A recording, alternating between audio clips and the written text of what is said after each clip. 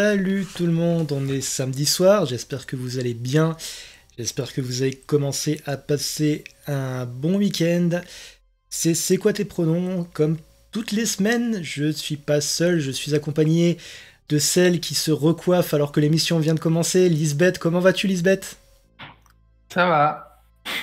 Et ce soir, on a un invité et je suis content d'avoir cet invité parce que figurez-vous que c'est le premier invité que je ne connais pas d'avant l'émission. On a Cosmic qui est avec nous ce soir. Comment ça va Cosmic? Salut. Ouais, ça va bien. Alors, j'ai l'impression que ce soir, il y a quand même une ambiance un petit peu...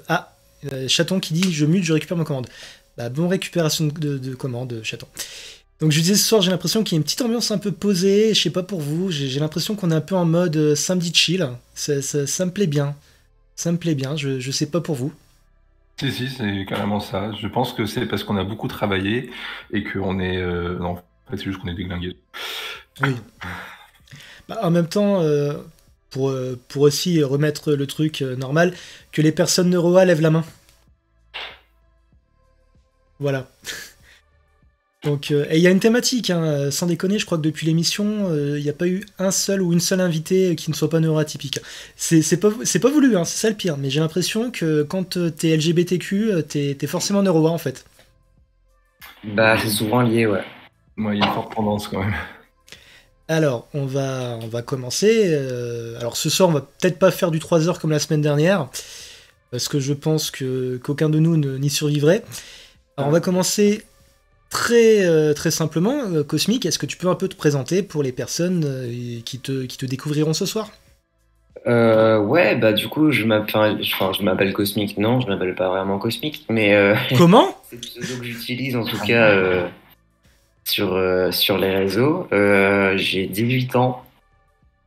Du coup, je suis neuro-A, malade, handicapé et membre de la communauté LGBT. Et du coup, j'ai lancé vraiment un projet de militantisme sur les réseaux il y a quasiment un an maintenant. Et puis je me suis mis à YouTube il y a quelques mois pour vraiment parler de ça, de neuroatypie et de sujets LGBT. C'est impressionnant. Moi, personnellement, à 17 ans, le seul activisme que je faisais, c'était... je militais pour le retour des dessins animés sur TF1. Hein, Waouh. Ah ouais, ouais, ouais, non, ouais. Et encore, je dis ça, c'est simplement parce que je savais pas comment finir cette phrase slash van, donc c'était loin d'être aussi, comment dire, aussi fait que ça. Alors, on va commencer, bah, comme la semaine dernière, hein, on a un programme qui est plus ou moins déjà clair. On va commencer avec le portrait chinois. Ensuite, on parlera du parcours de notre invité. Ensuite, le Nagame, le grand retour du Nagame, avant de conclure plus ou moins avec le sujet libre. Est-ce que ça vous va? Allez. Oh bah ouais, moi ça m'a. C'est parti. Alors, Cosmic, si tu étais un film, Si j'étais un film, oh là là. J'aurais dû réfléchir aux questions avant de venir en fait, je crois. oui, Euh, Si j'étais un film, euh, je pense que je serais Black Landsman, pour ceux qui connaissent. Du tout. c'est le film récent avec la personne qui est infiltrée dans le Ku Klux Klan, c'est ça? Ouais, c'est ça. Ouais. Euh, Je pense que ouais. ouais, c'est du. Ouais, apparemment, il est pas mal, ouais. Ah, il est génial. Il est adapté d'un livre d'ailleurs qui est très cool aussi. Alors, justement, bah, on en reparlera plus tard, mais il me semble que tu as fait une vidéo sur le sujet, hein, dans. Ouais, ouais, ouais, ma dernière vidéo porte là-dessus justement, bah, plus sur le bouquin que sur le film, mais de toute façon, ils sont assez similaires au niveau de l'histoire, ils se suivent pas mal, donc c'est plutôt cool. Alors, Mais ouais, ma dernière vidéo traite de cette œuvre-là, ouais. pour ceux qui veulent, enfin, j'ai mis plus haut le lien pour la chaîne YouTube. Si jamais il disparaît dans la soirée, on essaiera de le remettre. Enfin, j'essaierai de le remettre. Donc voilà. Si tu es, bah justement, ça enchaîne sur la deuxième question. Si tu étais un livre, Si et j'ai t'as pas le droit de répondre le même bouquin, du coup, c'est un peu pas trop le simple. droit. Non. Dommage, dommage. Euh, Non, parce que sinon ça va vite. Après, si je te demande quel album tu serais, bah tu me répondrais je suis la BO du machin. Tu comprends qu'on peut pas. Ça serait trop simple. Oui. Non, si j'étais un bouquin, je pense que je choisirais le bouquin euh, Boy Erased. Pour ceux qui connaissent, encore une fois, peut-être pas, je sais pas. Alors là, non. Je partais du principe que j'ai pas de culture, moi, donc non. C'est encore une fois un bouquin qui a été adapté en film, mais moi je trouve que le livre est meilleur, enfin est mieux plutôt. Je trouve que Non, c'est pas- tu es quand même pas cette personne qui fait le cliché du livre est mieux. Ah non, non, pas tout le temps, parce que pour certaines œuvres je le fais pas, mais pour cette œuvre-là vraiment le livre est mieux. D'accord, tu peux nous en parler un petit peu du coup? Ouais, en fait c'est une autobiographie d'un mec qui s'appelle Garrard Conley. Et ça raconte en fait sa vie forcément, vu que c'est une autobiographie, ça semble logique. Euh, c'est un gamin qui a 17 ans, il me semble, au moment des faits, qui vit dans un état du sud des États-Unis, qui est fils de pasteur et qui découvre en fait son homosexualité. Mais forcément, étant donné que il vient d'une famille très religieuse et d'un État américain pas ce qu'il y a de plus ouvert au niveau du sujet LGBT, il est envoyé en thérapie de conversion.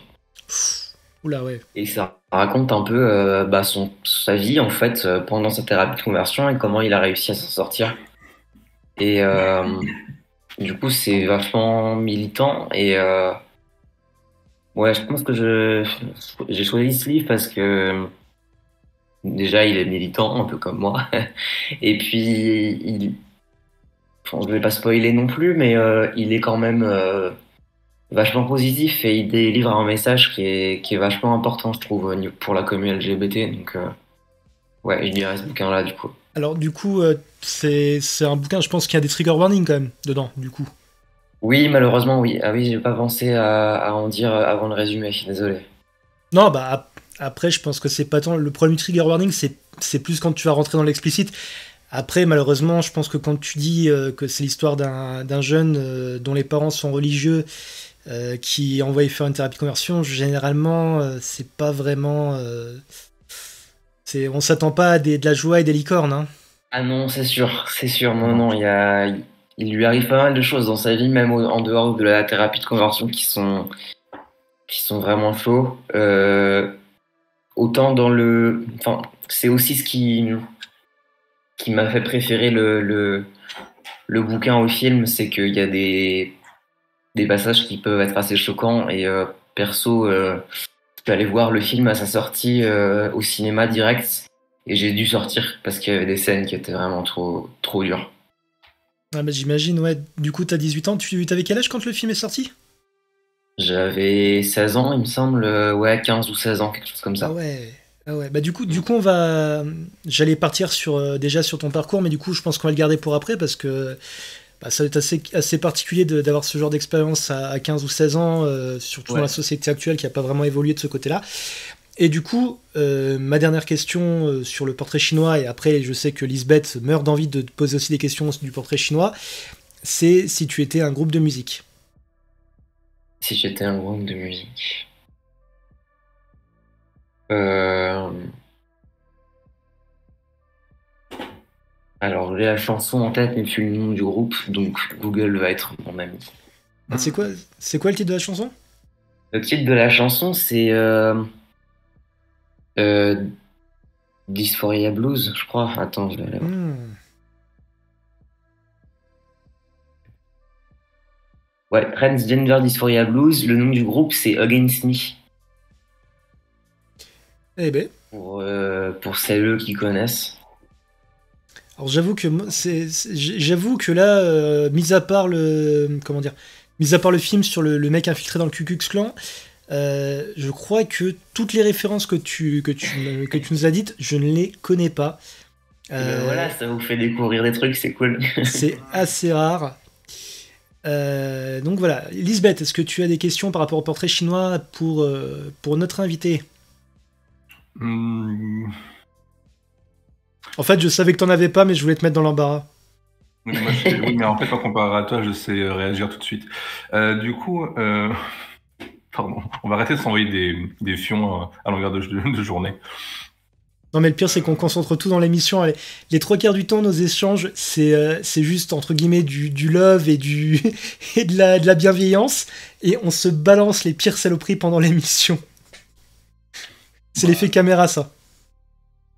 Ouais, c'est un peu comme si on était un couple cisgenre hétéro, du coup. C'est ça. Alors, va falloir régler ça avec Chaton dans le chat qui va pas être d'accord, mais C'était une vanne. J'ai pas envie d'être en couple avec. Voilà. Allez. bonsoir Chaton. Pas si t'étais une boisson, mais en gros, ça va être un peu plus simple. C'est quoi ta boisson préférée dans un truc que tu prends justement devant un film ou devant un livre? Euh, alors, ça serait du thé, ça c'est sûr, mais quel thé, ça c'est une bonne question. Hmm. Je suis un très grand Euh, amateur de thé. Est-ce que ce serait du LGBT? Oh putain. Pas mal, non. Non, en vrai, je serais un thé, peut-être bien un thé qu'on m'a offert à la Saint-Valentin d'ailleurs, qui est vraiment super. C'est un thé blanc à la pêche et à l'abricot. Et il est super. Du coup, je choisirais celui-là. Ok. Et après, est-ce que j'ai une autre question? Pas du tout. Pas pour le moment. Alors, je tiens à dire, je réagis par rapport au thé, ça fait 15 plombes que j'en ai pas bu, ça me manque. Tous les jours, je me dis, il faut que je pense en acheter. Merci de me rappeler que j'en ai toujours pas racheté. Donc, Ah merci ouais, par non, rapport à ça. c'est vraiment une religion, le thé, j'en bois au moins 4 par jour. Ben, au final, dans le thé, t'as de la caféine, hein, c'est ça qui fait que... Non, c'est de la que... théine, du coup. Non, non, c'est de la caféine. Non, c'est de la C'est- théine. Non, mais l'histoire, en fait, c'est que au même moment où quelqu'un s'est rendu compte qu'il y avait un truc qui s'appelait la caféine, une autre personne a découvert qu'il y avait ça dans le thé, mais c'est la même chose, en fait. Donc, Non, c'est pas vrai, c'est un complot. Je l'ai vu sur Internet. ah, pardon. Wikipédia? Hmm. Si Internet l'a dit, alors. Ah, Forcément, ouais. si Internet l'a dit. Oh, ça va, c'était pas sur BFM. Non, c'était juste sur CNews, ça va. Ah, Oh. ouais. On va estimer la fiabilité du truc à 25% à peu près. Et encore. On digresse de nouveau comme des sagouins. Oui. Du coup, Cosmic, est-ce que tu peux un peu nous parler de ton parcours? On n'a pas vraiment, sauf si j'ai eu de nouveau un blanc, ce qui peut arriver, j'en suis désolé, dans ton introduction, tu ne nous as pas vraiment expliqué par rapport à la communauté LGBT où tu te situes. Alors, si tu as envie d'en parler, bien évidemment, est-ce que tu peux nous en dire un peu plus? Comment tu as découvert ça? Ouais. Comment ça se passe quand on a 18 ans, dans ce genre de cas, etc. etc. Ouais, alors moi, j'ai commencé vraiment mon appartenance, entre guillemets, à la communauté LGBT quand j'avais. Bah, assez tôt, en fait, quand j'avais 10-12 ans, peut-être, quelque chose comme ça. Où j'ai commencé à ressentir une attirance pour les filles qu'il y avait avec moi à l'école, par exemple. Mhm. Donc, j'ai fait un coming out lesbien quand j'avais 12 ans à mes parents, qui a été assez mal reçu d'ailleurs. Du coup, c'est pour ça que j'ai arrêté de parler de ce genre de choses à ma famille pendant un bout de temps. Donc, j'ai continué à faire mes recherches et mon cheminement vraiment dans mon coin. Mhm. Euh, du coup, comment dire, le niveau suivant, on va dire, c'était plus la découverte de ma pansexualité. Euh, Alors, t'avais quel âge à ce moment-là? Quand j'ai pensé à être pansexuel, j'avais peut-être 14-15 ans, je pense. D'accord. Ouais, ça s'est vraiment fait par palier, du coup. Ouais, ouais, ouais, ça s'est fait petit à petit, vraiment année par année. C'est en entrant au collège où vraiment là, j'ai commencé à bouillonner de l'intérieur et à vraiment me poser des questions autant sur mon genre que sur ma sexualité en fait. Et du coup, ouais, j'ai fait d'abord cette première étape du coming out pansexuel qui s'est très rapidement suivie de la découverte de la transidentité. Parce que je me suis considéré comme un mec trans pendant longtemps, bah, jusqu'à il y a quelques mois en fait. Ouais, du coup, j'ai pensé être un mec trans de mes 15 ans jusqu'à mes 18 ans, du coup. Ok. Mais j'ai fait mon coming out vraiment. enfin tardivement. Après plusieurs années à être resté dans le placard quand même. Donc j'ai fait mon coming out à mes parents et à ma famille en général à mes 17 ans. Ah oui, effectivement, ouais, quand tu dis que c'est Euh, récent, pour le coup, c'est encore chaud, quoi. c'est vraiment très récent, ouais. Donc ouais, j'avais 17 ans quand j'ai fait mon coming out trans. Pareil, très mauvaise réception de la part de mes parents. Mais j'étais quand même bien entouré. J'avais déjà quelques potes LGBT. J'avais déjà ma copine actuelle, etc. Ok. Donc j'étais quand même soutenu à côté, hors de ma famille, on va dire. Mais Et du puis après, Pardon. mes excuses. Non, non, vas-y, non. Vas-y, Cosmic, je ferai ma vanne après. ok, ça marche. Du coup, ouais, comme je le disais, j'ai dit que je me considérais comme un mec trans, donc au passé, parce que avec mon entrée à la fac, qui s'est faite il y a 6 mois, euh, je me suis vachement politisé et ouvert à énormément de choses, notamment grâce à des associations militantes à la fac, grâce à Twitter aussi, et à pas mal de choses qui ont fait que je me considère aujourd'hui plus comme non-binaire, même si je sais pas réellement quel est mon genre. Je pense que je suis dans le spectre non-binaire, mais je sais pas quoi exactement. Oui, bah comme l'avait dit. Alors, je crois pas qu'il avait dit pendant l'émission, mais Lane m'avait dit un jour, en gros, questioning, enfin, en questionnement, c'est déjà une réponse totalement valide et totalement legit, en fait, hein. Ouais, j'ai eu du mal à l'accepter au début, justement, cette phase de questionnement, mais maintenant, j'arrive à dire, je suis non-binaire, je sais pas quoi exactement, mais c'est pas grave, quoi. Donc, je me laisse le temps. Ah oui, bah Je me après, je laisse le temps pense. de... Non, vas-y, je suis désolé de t'interrompre. Vas-y, vas-y. C'est pas grave, je parle beaucoup en même temps, faut le Ah dire. non, non, bah c'est tant mieux, hein. Plus tu parles, nous, moins on a parlé, hein. Donc, c'est plus dur pour Lisbeth, par contre, qui aime beaucoup parler, mais. Du coup, ouais, je me laisse le temps pour l'instant de trouver vraiment mon identité ou pas. Et puis après, ouais, toujours niveau sexualité, bah, c'est en rencontrant ma copine actuelle, Nix, qui elle est ace, donc asexuelle. Et du coup, ça m'a remis dans une phase de questionnement, mais cette fois-ci plus au niveau de la sexualité, qui fait que je suis plus sur le spectre ace, mais encore une fois sans savoir vraiment quoi comme terme exact. Mais voilà, Ok. non-binaire et sur le spectre ace.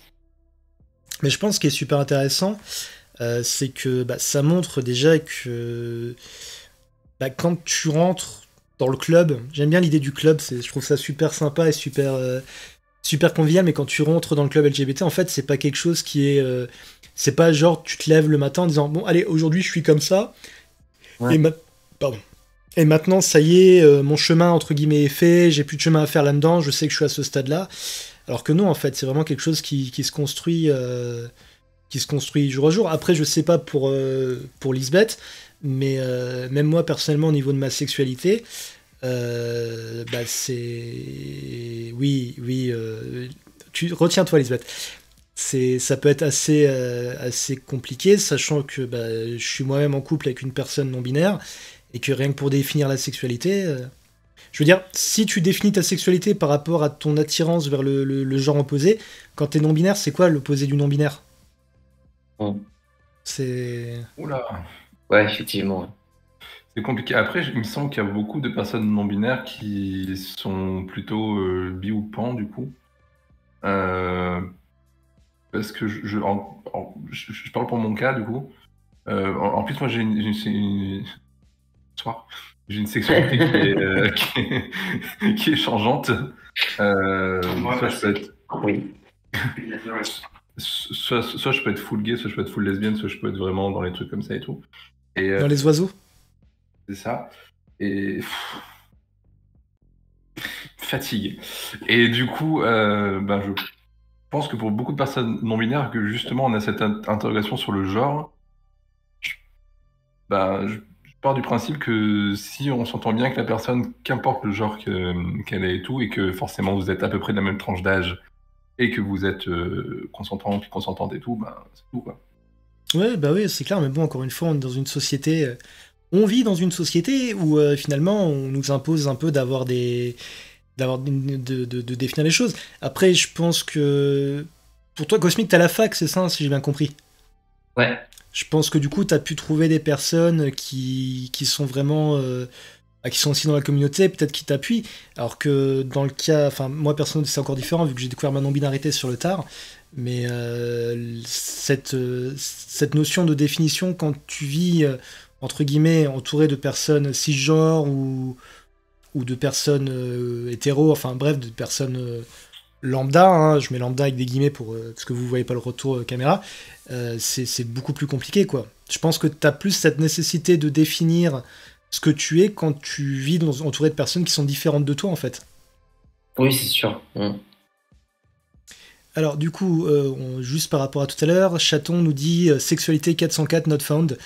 Euh, ouais, ouais. En fait, c'est marrant parce qu'on passe notre temps à essayer de nous définir alors que entre nous, ce serait juste entre nous, on n'aurait même pas besoin de dire, je pense, oui, bah alors voilà, je m'appelle Robert, je suis non-binaire, asexuel à ascendance taureau. Enfin, c'est vraiment quelque chose, en fait, j'ai l'impression qu'on a besoin de se définir par rapport je sais plus quel terme on avait utilisé la semaine dernière, la société, c'est ça? Non. Le système. Le système. Euh, je sais pas, ça vient peut-être que, je sais pas, peut-être encore vous êtes ce qu'on appelle des bébés trans et qu'il y a encore un peu de cheminement à faire. Ça fait bizarre de me faire traiter de bébé, alors que je suis plus proche des 40 ans que des 20 ans, quoi. Oui. Bah, après j'ai dit bébé trans, enfin j'ai pas dit que vous étiez des modèles de base, ça va encore. En fait, quand t'es trans, t'es un Pokémon. Quand t'es trans, C'est ça, il y a des évolutions. oh la vache. On va dire ça comme ça. Heureusement que ce genre de vient de toi. Je pense que ce serait venu d'une personne cisgenre. Alors, il y a Chaton qui me dit on est des poussins, c'est le stade après l'œuf. C'est un peu ça en fait, j'ai l'impression. Ouais, C'est vrai qu'en fait, il y a une notion d'évolution constante. En fait, déjà, rentrer dans la communauté LGBT, c'est se remettre en question, mais peut-être 3 fois par jour, en fait. Hein. complètement. Hmm. Après, c'est même pour ça que je pense qu'il y a beaucoup de personnes LGBT qui sont neuroatypiques, parce que le fait de se poser une question sur son identité de genre, son expression de genre, ou sa sexualité, tout ça et tout, ça permet justement d'ouvrir quelque chose pour ensuite se découvrir, mais après, d'ailleurs, tu continues de te questionner, pas que sur le genre. Et c'est là que tu découvres que oui, tu peux être neuroatypique parce que, bah, comme moi, t'es borderline ou autre, du coup. Et en fait, ça vient, je pense, beaucoup d'introspection et d'écoute sur soi-même. Donc, vu qu'on s'écoute mieux, on se comprend mieux, du coup, on sort plus de choses. C'est pour ça que la majorité des personnes cisgenres avec qui on se prend le bec nous disent ah non, mais de toute façon, vous êtes, vous êtes plein de maladies mentales.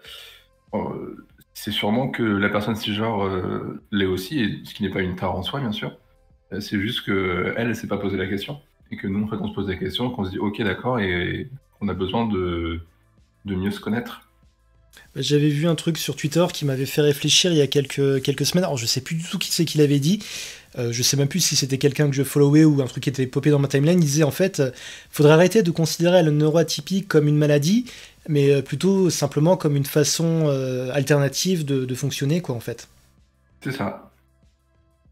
Après, alors, je sais pas pour vous, et je trouve que c'est assez intéressant si c'est un sujet qui vous embête pas de parler de ça il y a quelques minutes, mais est-ce que vous vivez votre neuroatypie comme quelque chose qui vous empêche de fonctionner normalement ou de fonctionner bien? Je vais d'abord laisser répondre Cosmic, du coup. Bah, moi, disons que considérant toutes les maladies et les handicaps que je me tape, ouais, carrément, ça m'empêche de vivre normalement. Euh, Bah, le autant, truc, le truc, c'est qu'en fait, on sait même pas ce qui est normal, puisqu'on. Je veux dire, c'est comme demander à quelqu'un qui. Commencer en dehors de la matrice, alors que toi, t'as toujours été dedans, quoi. ouais, en me disant comparé à la vie d'une personne neurotypique ou valide, quoi, en fait. C'est ça. Et après, pour moi, répondre à la question, ben, je dirais que je suis d'accord avec Cosmo. Je prends pas ça comme une tare ou comme un truc mauvais d'avoir des neuroatypies ou des troubles mentaux, parce que du coup, c'est- d'une, c'est pas un truc que tu as choisi, de deux, c'est pas quelque chose qui est forcément négatif. Par contre, vivre avec, c'est compliqué. Si je prends mon exemple avec tout ce qui m'arrive depuis quelques mois et tout, le fait d'être borderline n'a rien arrangé. En plus de ça, il se pourrait que maintenant je sois une personne atteinte de schizophrénie. C'est à voir avec ma psychiatre plus tard et tout. Et le fait de dire oui, parce que du coup, soit on n'aura pas la patience qu'on est neurotypique, le fait que à chaque fois qu'on explique simplement, bah oui, je suis borderline ou oui, je suis schizophrène, tout ça et tout, on nous prend tout de suite pour des personnes qui vont tuer d'autres personnes, alors que pas du tout. C'est pas ça la schizophrénie, c'est pas ça être border et tout, donc c'est épuisant. Encore une fois, merci à la représentation dans les médias. Hein. Ouais, c'est carrément. ça. Donc du coup, vivre avec, c'est compliqué. Maintenant, l'accepter et se dire, ok, ben j'essaie de coucher avec, ça vient avec le temps. Mais vivre avec, c'est compliqué. Ouais. Ah ouais, non, bah je me fais souvent la. Ah, c'est pas un secret, hein, je le cache pas, je crois même que je le mentionne 3 fois par émission à chaque fois. Là, je suis dans une grosse période de phase assez compliquée. Et, c'est vrai qu'effectivement, c'est. Ouais, je crois que compliqué, c'est le terme en fait. Hein. Parce qu'au final, on est toujours là, donc c'est la preuve qu'on fait quand même quelque chose de bien. Mais c'est un peu attaquer la vie avec le mode hard, avec le mode hardcore, quoi. C'est ça. Après, par contre, ça peut être... Étrangement, nous, on a plus de... Alors, de ce que j'ai entendu, mais je sais que pour certaines personnes trans, c'était compliqué, mais à la sortie du premier confinement qu'on a eu et tout, il y a eu plein de battages dans les médias en disant « Ah mon Dieu, il y a de plus en plus des personnes qui sont dépressives, tout ça et tout machin. » Et quand on est sorti de ça, il y a plein de personnes cisgenres qui étaient en mode « Ah mon Dieu, je comprends pas, tout ça et tout. » Et qui galéraient dans la vie. Et nous, en fait, quand on est sorti de ça, on était en mode « Bah en fait, nous, c'est ce qu'on vit tous les jours, donc nous, on est habitués. Donc si vous voulez rester sur le côté, on va diriger le monde à votre place. » Bon, finalement, ça n'a pas marché parce que les cisgenres, du coup. Mais c'est assez marrant quand ils étaient « Oh mon Dieu, mais je comprends pas, je me sens pas bien et tout. » Frère, ça fait 1 an que je suis comme ça. Donc, pour moi, c'était des vacances. Ah, mais c'est vrai que le confinement, ça a été. C'est fou. Et ce que j'aime bien, c'est qu'on en parle comme si c'était il y a 10 ans, alors que on fête les 3 ans. Enfin, en fait, façon de parler. Ouais. Ça fait 3 ans, quoi. C'est ça. Et là, en plus, avec la levée de toutes les... Enfin, parce qu'apparemment, le 14 mars, il n'y aura plus de passe vaccinale, là, on doit déjà plus porter le masque et tout, machin. Tu sens que la 6e vague, elle va arriver comme ça, dans la nuque. Bah non, le 14 mars, le virus, il arrête. Hein. C'est ça, il s'arrête, il fait un... Il a fini son CDD, là. Il a été renouvelé 2 fois, c'est bon. Hein. Enfin, même le virus, il trouve un meilleur job, il trouve plus facilement du boulot que moi, quoi. Le somme.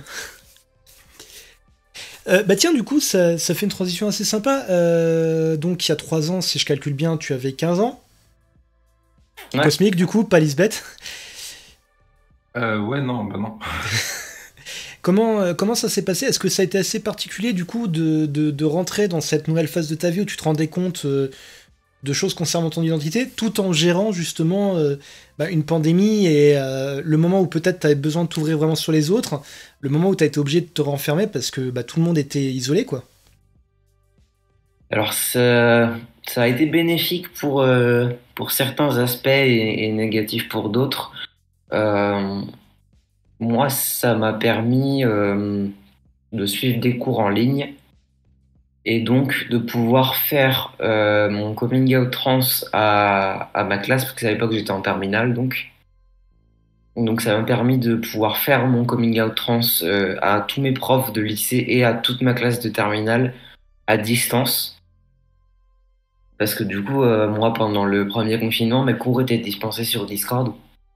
Et ça m'a vachement aidé de pas avoir à le faire en public et en enfin, IRL, quoi, en fait. Mhm. Parce que j'avais vachement peur de la réaction de certains, etc. Et du coup, le fait d'avoir du recul et de pas forcément me prendre toutes les réactions des gens en pleine gueule, ça m'a, comment dire, ça m'a aidé. J'ai trouvé ça plutôt bénéfique de ce point de vue-là. Après, il y a eu aussi le négatif qui a fait que bah, j'ai dû vivre avec mes parents non-stop pendant toute cette période-là. Et donc, vivre avec la réaction de mes parents par rapport à ma transidentité qui a été, elle, plutôt négative, qui fait que même si je me sentais plus libre avec mes camarades de classe de l'époque, bah, dès que j'avais plus cours sur Discord et qu'il fallait passer tous les repas et ce genre de moments avec mes parents et ma sœur, c'était déjà plus compliqué. Donc, ouais, je saurais pas dire si c'était complètement bénéfique ou tout complètement négatif parce que c'est vraiment un mélange des deux en fait. Alors, merci Lisbeth pour le sub. Merci de subber à ta propre chaîne. Mais du coup, alors excuse-moi de te poser la question, avec tes parents, tu t'es quand même... Enfin, c'est le genre de parents qui sont du coup vraiment très négatifs et qui sont très durs à vivre, ou alors c'est... Enfin, il y a quand même quelque chose de positif à côté de ça, quoi. Alors au début, ils ont été très négatifs, ouais. Euh, j'ai des parents qui sont pas, comment dire, sont pas très ouverts à la discussion sur tout ce qui est santé mentale, Mm. sentiments, émotions, etc. Ce qui fait qu'ils paraissent assez froids. Et Ouais, pourtant, ils sont neurotypiques, eux, donc du coup. ouais. Ok. Et ce jour-là où j'ai fait mon coming out et les jours qui ont suivi, j'ai vu mes parents pleurer, en fait. Et ça semble con, mais c'était la première fois que ça m'arrivait. Et rien que ça, j'ai trouvé ça vachement déstabilisant parce que le fait de me dire, bah, par exemple, je sais pas, quand j'avais 13 ans, j'ai perdu mon grand-père.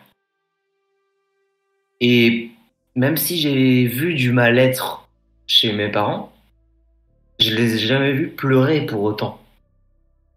Mm.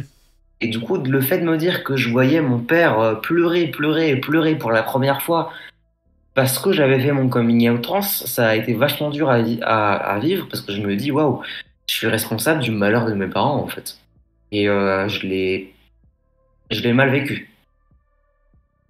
Après, aujourd'hui, avec l'évolution, on a quand même réussi à garder une relation beaucoup plus saine parce qu'ils ont fait leur bout de chemin par rapport à la transidentité, ils se sont renseignés, on en a beaucoup parlé entre nous, ils sont allés dans des groupes de parole pour discuter avec d'autres parents d'enfants transgenres, ils ont vu des psys, et ça a fait que aujourd'hui notre relation est beaucoup plus saine et ils acceptent beaucoup plus ma transidentité et la communauté LGBT de manière générale.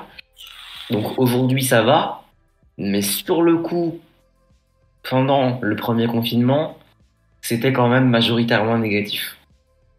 Il y a une thématique depuis le début de l'émission qui est assez impressionnante. Bah, je pense que c'est peut-être aussi pour ça que tu nous parlais du livre tout à l'heure sur la jeune personne qui... C'est que j'ai l'impression que ça commence sur des trucs vraiment dark et que finalement ça va vers quelque chose de plus positif au final. Complètement, ouais. Ah, ça fait quand même... Ouais, ça fait plaisir à entendre. Bon, encore une fois, je suis désolé, je vais remettre le truc à moi. Mais moi, je sais par exemple que je ferai jamais mon coming out à ma mère. Mhm. Parce que c'est comme ça, tout comme je ferai pas mon coming out à mon frère, parce que c'est comme ça, et voilà quoi. J'ai pu faire le coming out à certains membres de ma famille, de façon assez bizarre, ça s'est super bien passé. Mhm. Mais du coup, c'est vrai qu'effectivement, le fait d'entendre une histoire où Bah, ça se termine pas, parce qu'en fait, c'est une histoire qui est toujours en cours, mais c'est assez cheerful, en fait, ça fait plaisir.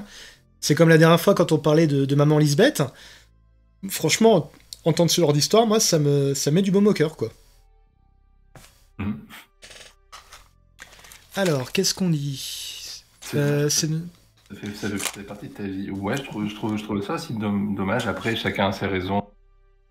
Il faut Bah, respecter, mais ouais, mais un détail très bête. La neuroatypie. La neuroatypie, c'est aussi un truc qui fait partie de ma vie, du coup. Je suis désolé pour le bruit. En parlant de ça, je dois prendre des médicaments. Le truc, c'est que quand j'en parle avec ma mère, c'est quelque chose qu'elle comprend pas. Et bon, là, c'est encore assez compliqué, vu qu'en ce moment, elle est en train de soigner son cancer. Dieu merci, ça se passe super bien. Elle a fini la chimio et tout. Mais c'est déjà un sujet sur lequel on se comprend pas. Et moi, justement, avec ma neuroatypie, j'ai absolument pas les cuillères de me dire, bon, bah voilà, il y a encore un sujet que je vais mettre avec ma mère. Et, ça va encore mettre un truc déjà qu'on a du mal à communiquer. Sachant que ma mère, quand ça m'arrive de mettre du make-up, enfin de mettre de l'eyeliner ou de mettre du vernis noir, mais quand je fais ça, pour elle, c'est la fin du monde en fait. La dernière fois, elle m'a même carrément dit, attention, ça fait personne transgenre. Alors, déjà, bon, j'étais surpris positivement qu'elle dise transgenre et pas transsexuel, ce qui est déjà, malheureusement, ce qui est déjà bien. Mais du coup, voilà, c'est quelque chose que je peux pas faire. Ma mère est pas forcément une personne mauvaise. Même loin de là, elle a fait des sacrifices incroyables pour ses enfants. Elle va pas, si elle voit une personne transgenre demain dans la rue, elle va pas lui jeter des cailloux et tout. C'est juste que c'est une information pour elle qui ne rentre pas dans le cerveau en fait. C'est pas quelque chose qu'elle comprend. après, j'ai envie de dire que la majorité. Excusez-moi. Oui. En fait, c'est marrant, j'ai l'impression d'être ce genre de personne qui dit ah ouais, ouais, mon pote, il est problématique, mais il y a ça qui fait que, et ça qui fait que, et ça qui fait que. Rassurez-moi, je donne pas cette image-là. Non, non, non. Mais du coup, moi, ce que Ok. j'allais dire, c'est Merci pour votre silence, on ça a fait plaisir. Du coup, mais je crois qu'on m'entend plus en fait. bah, je vous entends plus. Est-ce que c'est normal? Non. Ah, C'est un bug en live. ouais, c'était tout simplement mon casque où j'ai foutu le son à zéro sans faire gaffe. Et donc, du coup, j'allais répondre. Je sais pas, peut-être que Cosmic pourra répondre aussi. La majorité du temps, quand on fait un coming out, que ce soit trans, que ce soit bi, pan, ce que tu veux et tout, je pense pas qu'on le fasse pour les. Enfin, on le fait pour nous. Après, ce que les autres pensent, moi, la première, quand j'ai dit à mes parents, c'était important, mais globalement, je m'en foutais. Et on fait pour nous et pour pas que ça nous pèse, parce que le fait de pas se dire quelque chose, au bout d'un moment, ça peut ronger et c'est compliqué à sortir. Ah bah c'est totalement le cas, hein. C'est un truc qui me bouffe, mais je sais que malheureusement, si je passe le pas et que je le fais, bah, je crois que j'avais déjà donné l'exemple de, je crois que c'était dans l'émission avec toi, Lisbeth, où j'avais expliqué la réaction qu'il y avait eu par exemple de ma belle-sœur quand j'avais posté non, c'était avec Ellie.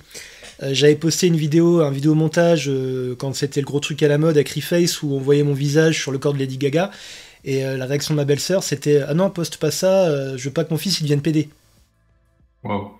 Ouais, Ah oui. ouais, c'est assez chaud, comme dit, ouais. C'est l'ambiance familiale qui est pas. Par contre, à côté de ça, j'ai pu le faire à mes cousins, cousines, enfin à mes cousines en tout cas, à mon oncle, et ça s'est super bien passé, quoi. Comme quoi. Mais c'est juste que ma mère, c'est. Non, elle comprend pas. Elle comprendrait pas, et voilà. Du coup, ouais, je suis désolé, je voulais pas tirer le truc à moi, mais c'est un sujet qui me. Je veux pas dire que ça me trigger, mais c'est un truc auquel je pense souvent parce qu'à chaque fois que j'ai des difficultés de communication avec ma mère, voilà, c'est comme ça. Ma mère est le seul parent, enfin, dans le sens père-mère qui me reste, vu que mon père malheureusement nous a quittés encore une fois. Donc je veux que ça se passe bien avec elle, quoi. Puis surtout qu'en ce moment elle est en train de gérer son cancer, donc comme vous pouvez vous en douter, c'est pas la joie, quoi. Ok. Ambiance. Yay. Alors, du coup, on part dans un... Ah, attendez, je vais juste lire le témoignage. Alors, moi, je suis dans une situation similaire, mais si je fais pas mon coming out, c'est parce que ma famille doit déjà direct la transition de mon fils, donc je m'écarte parce que mon fils, c'est plus important à mes yeux. Ouais. Alors après, peut-être que ça aiderait à passer, ou alors est-ce que t'as peur qui te mettent ça? Alors, attends, c'est compliqué pour un parent d'accepter que, par exemple, son enfant veuille changer de sexe, mais le parent aime vraiment son enfant s'il fait vers les... Je parle d'expérience. Alors, on change pas de sexe. Ouais. On change pas de sexe. De genre, parce que changer de sexe, ça veut dire qu'on est des Playmobil. Voilà. Mais bon.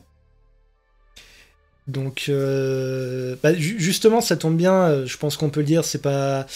Drolet, c'est le genre de personne, justement. Je sais bien, mais c'est un exemple. Enfin, le prend pas mal, mais justement, non. Justement, non. Le but de l'émission, c'est aussi de montrer aux gens qu'il y a des trucs qui sont faux, et genre changer de sexe, on le dit pas. On dit pas une personne transsexuelle, par exemple. On dit une personne transgenre. Et si c'est un exemple, on comprend l'exemple, mais du coup, nous, du fait qu'il y a 3 personnes trans qui te disent que ça se dit pas en quelque sorte, bah, du coup, voilà, quoi. Alors, je crois que ça les dépasserait malgré le fait qu'on ait déjà parlé non-binarité avec ma grand-mère. Ouais. Après, il y a une différence, à mon avis, entre être dépassé et pas comprendre, ce qui est a priori le cas de ma mère, je pense, et puis vraiment haïr le simple fait que ça existe, comme quelqu'un qui serait vraiment transphobe à 100%, quoi. Du coup, tu es également youtubeur. Oh, la transition. Vite fait. Oui, bah oui, transition vite fait. Je suis désolé, hein, Je rame. Non, oui, donc, du coup, excuse-moi pour la transition un peu abrupte. Peut-être que vous vouliez rajouter quelque chose sur le truc. Non, c'est bon. Non, rien de particulier, non. Du coup, tu es également youtubeur. Tu peux un peu nous parler de ta chaîne, du coup, et du projet derrière? Ouais, je peux, ouais. En fait, comment dire? Quand j'ai créé un peu le principe non, du comptoir solidaire, à la base, c'était pour faire un serveur Discord, justement. Euh, je voulais, comment dire? Je trouvais qu'il n'y avait pas assez d'espace safe pour rassembler les personnes LGBT et ou handi malades. Ouais. Ce qui fait que j'ai voulu faire d'abord un serveur Discord pour vraiment pouvoir rassembler ces deux thématiques et pouvoir parler de manière safe avec des gens qui soient en questionnement ou qui soient déjà sûrs d'eux. Et en fait, je me suis rendu compte que il y avait un vrai travail de sensibilisation et d'éducation entre guillemets à faire, notamment sur Twitter. Et du coup, j'ai essayé moi-même de m'instruire sur le handicap, sur ce que c'était que le validisme, ce que c'était que la transphobie et Je me permets de t'interrompre.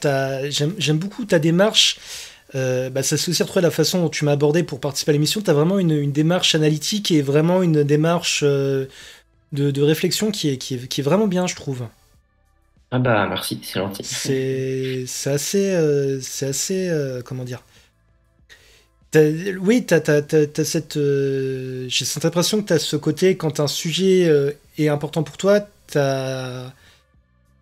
tu réfléchis sur le sujet et apparemment tu réfléchis pas à moitié. C'est plutôt bien, je trouve. C'est plutôt cool. Ouais, le militantisme, c'est vraiment un truc qui me tient à cœur. Et du coup, quand je sens que ouais, il y a un sujet qui me concerne ou qui m'intéresse et que je trouve qu'il n'y a pas assez de ressources à ce sujet-là, plutôt que de me morfondre et de me dire oh, c'est chiant, on trouve pas assez de ressources, je me suis dit des ressources, je vais en créer moi-même en fait, tout simplement. Et du coup, j'ai voulu créer cette chaîne YouTube en me disant que j'allais parler du coup de tout ça, de la neuroatypie, du handicap, de la maladie, de la transidentité, de discrimination et de la différence de manière générale en fait. Et c'est comme ça qu'est né ce projet de chaîne YouTube, parce que je me disais, je suis concerné et par la question du genre, et par la question de la sexualité, et par la question de la neurotypie, et par la question du handicap, et par la question de la maladie. En fait, je me suis dit, je suis concerné par tellement de trucs que je peux pas rester dans mon coin et ne rien dire. Il faut absolument que j'informe les gens et que je fasse un minimum de travail de sensibilisation, en fait. Et le militantisme, ça a vraiment toujours été une passion. Dès que j'ai pu, je me suis inscrit dans des associations. Dès que j'ai pu, je me suis mis à créer des designs parce que j'ai eu une formation de prépa en graphisme. Donc dès que j'ai pu, je me suis mis à créer du contenu, quel qu'il soit, sur ces sujets-là, en fait, que ce soit au travers de dessins, de design que je vends également sur une boutique Etsy que j'ai créée il y a peu, que ce soit par des vidéos sur YouTube, que ce soit sur Twitter, partout. J'ai voulu informer et sensibiliser à ces sujets. Alors, je me permets juste de lire le commentaire avant de rebondir sur ce que tu as dit. Je me Ouais. suis sans doute pas bien Ouais, j'ai pas pu lire, je suis désolé. Ouais. Je me suis sans doute pas bien expliqué parce que je voulais pas rentrer dans certains détails dans le verso, mais c'est pour dire que peu importe ce que t'es, si ton parent t'aime, il saura t'accepter comme tu es. Et je sais de quoi il est question, mais pas de souci. Euh, c'est pas que tu t'es pas bien expliqué, c'est que tu as utilisé un mauvais terme. Et peu importe ce que tu es, ton parent t'aime, la majorité des personnes transgenres te diraient que pas tellement. Moi, premier au courant, vu que mon père m'a rejeté, du coup, et pour d'autres personnes aussi. Donc, si c'est toi ce que tu penses, c'est cool, et c'est bien sûr que si un jour, toi, tes parents, ben, ça veut dire que du coup, tu le prendras bien. Mais voilà, c'était juste pour te dire ça, quoi. C'est ce genre d'échange, je trouve ça assez important, justement, encore une fois, c'est un des buts de l'émission, c'est d'informer, quoi. C'est d'informer. Oui, c'est ça. Et du coup, pouce levé. Bon. Bah, espérons que c'est un pouce levé sincère et pas un pouce levé de. Voilà. Mais oui, tous les gens, ils sont sincères ici, tout va bien. Ah non, moi je suis un gros faux cul, hein. De toute façon, on l'a déjà dit plusieurs fois, hein, je suis pas vraiment non-binaire, moi je fais ça pour l'argent de YouTube, hein. Enfin de Bah Twitch. oui, c'est ça.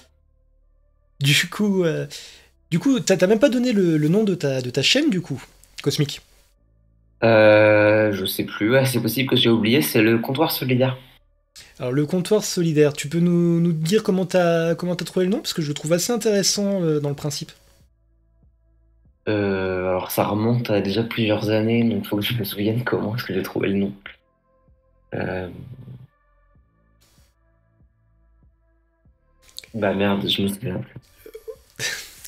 Alors, je suis désolé, chaton, mais. Je suis désolé de me marrer, mais le commentaire, mes fesses avaient l'air bien réelles. Je crois que c'est le meilleur commentaire qui a jamais été fait sur une émission Twitch. Sur une émission Twitch. On va vous laisser, on va passer sur ma chaîne Twitch à moi, et puis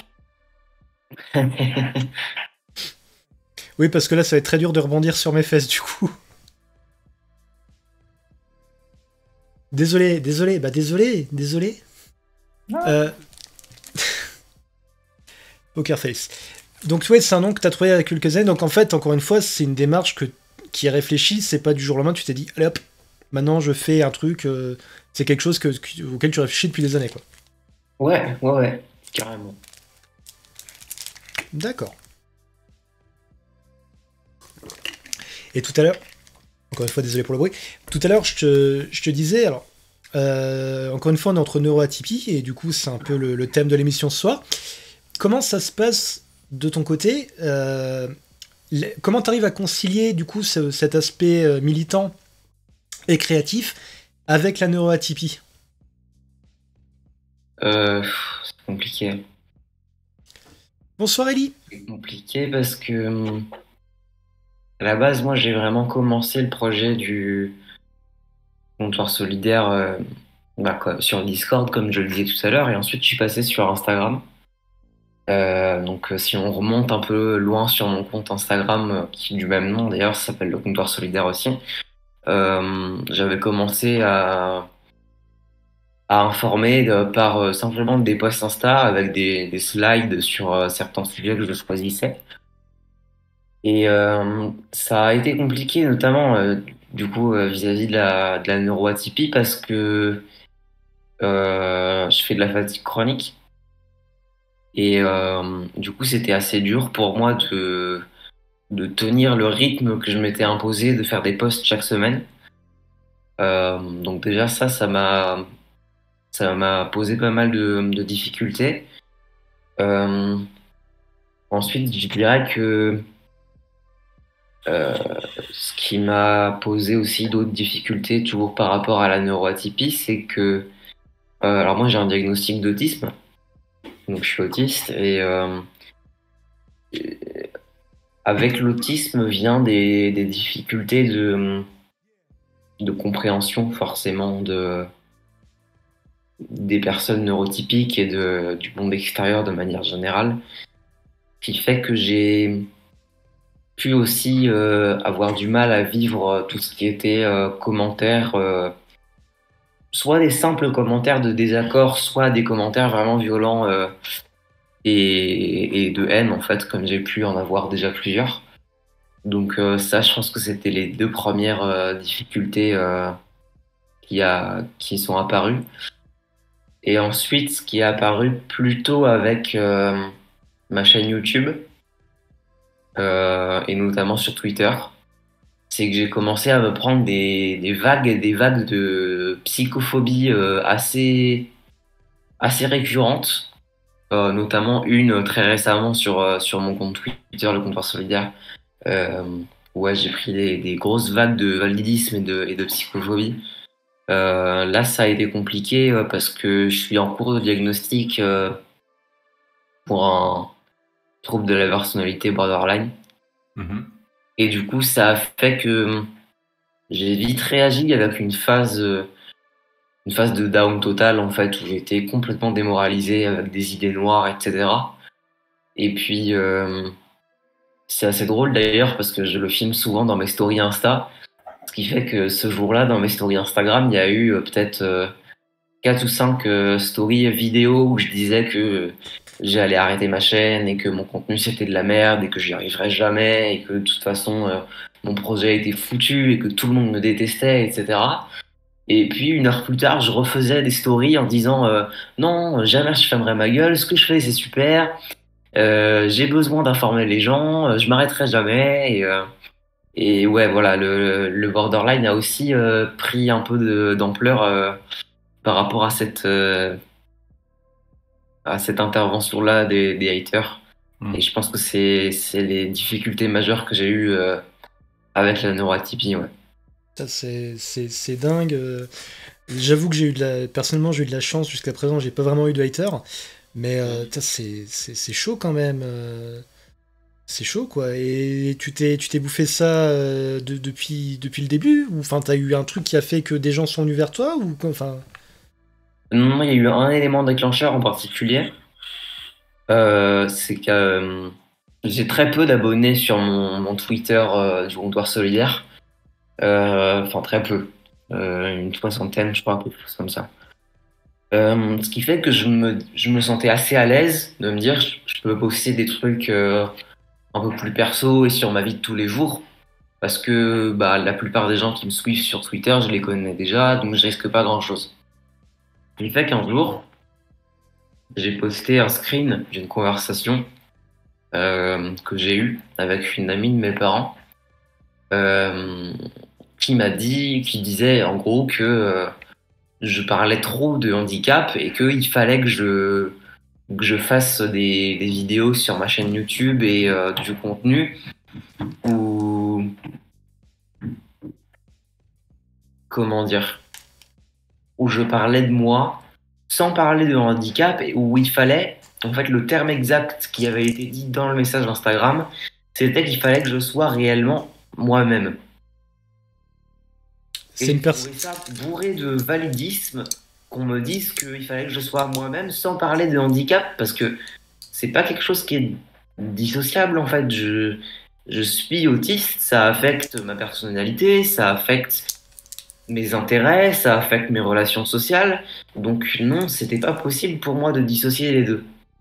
Donc j'ai décidé de poster le screen de cette conversation sur Twitter.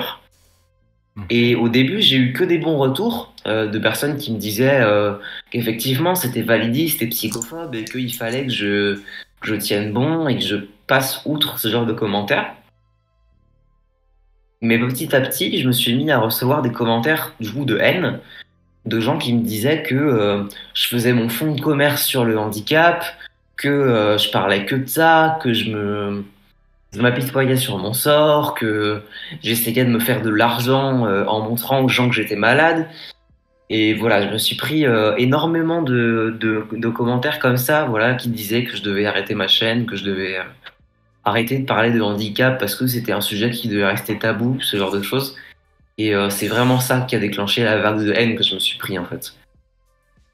Ça me. Pouh. C'est quelque chose, on sait que ça existe, hein, malheureusement, mais le fait d'avoir un témoignage en oral comme ça, j'avoue que ça me. Ouais. Alors, comme je dis souvent, et c'est pas du tout de la démago, je propose que dans le chat on envoie plein de love à Cosmic déjà. Alors, Parce que voilà, c'est quand même badass de gérer par rapport à ça. Et mais ouais, du coup c'est et du coup c'est quoi qui te fait continuer malgré tout ça, quoi? ce qui me fait continuer, c'est que bah, malgré cette vague de haine que j'ai pu avoir, j'ai aussi eu énormément de gens qui m'ont soutenu. Et j'ai, comment dire, avec le borderline, comme je le disais tout à l'heure, au début, je l'ai très mal vécu. Et ensuite, j'ai réussi à prendre du recul, ce qui fait que je suis allé voir mes vidéos précédentes. Et puis, j'ai commencé à relativiser, à regarder le nombre de likes que j'avais, à regarder les commentaires qu'il y avait sous mes vidéos. Et je me suis rendu compte que bah, malgré ces commentaires haineux que j'avais, la majorité des commentaires sous mes vidéos YouTube, c'était des merci pour ta vidéo, tu m'as aidé, tu m'as appris des choses. Et du coup, j'ai relu tous ces commentaires-là et je me suis dit, putain, j'informe des gens et il y a des gens, même si j'ai une petite chaîne qui a 75 abonnés et, et que pour l'instant c'est que le début, il y a des gens que ça aide et il y a des gens à qui ça plaît. Et du coup, c'est juste ça qui m'a permis de tenir le coup en fait et de me dire, bah, je préfère me prendre de la haine de temps en temps mais continuer à aider les gens plutôt que de tout arrêter, quoi. C'est génial comme façon de voir. Bon, après, personnellement, je pense que le truc quand même à savoir, c'est que, bah ouais, effectivement, c'est pas parce que t'as, allez, 10 personnes qui te détestent que, en fait, je crois, enfin, je sais pas si vous serez d'accord avec moi, mais je pense que dans ce genre de cas, si t'as ne serait-ce que déjà une personne, t'as beau avoir 10 personnes qui vont cracher sur ton travail, mais si t'as pu aider ne serait-ce qu'une personne, c'est déjà super, non? Ouais, C'est- c'est ce que je me suis dit, effectivement. Ah bah c'est vraiment le genre de démarche. Ouais, non, non, ça fait. Je suis désolé. En fait, pour être totalement transparent, quand j'ai commencé à dire bon voilà, je vais inviter des personnes, je me suis dit bon je vais discuter avec les personnes. Il y a plein de personnes que je connais pas, mais le truc dont je me suis pas rendu compte, c'est qu'au final, bah il y a des histoires qui touchent plus que d'autres. Pour différentes raisons. Et là, je t'avoue qu'effectivement, ton parcours et ton histoire, ça me touche plus que j'aurais pensé. Et du coup, ouais, c'est pour ça que là, je suis un peu désolé, je suis un peu, je suis un peu overwhelmé, désolé. Non, mais il n'y a pas de problème. C'est ouais. Donc le comptoir solidaire, pardon. Non, c'est l'inverse de solitaire, justement. Oui, voilà. Le but, c'est de rassembler les gens. Ouais, bah écoute, je vais faire l'inverse, je vais faire le comptoir solitaire. Le comptoir solitaire. Le comptoir solitaire, ouais. Et du coup, tu es présent sur Twitter?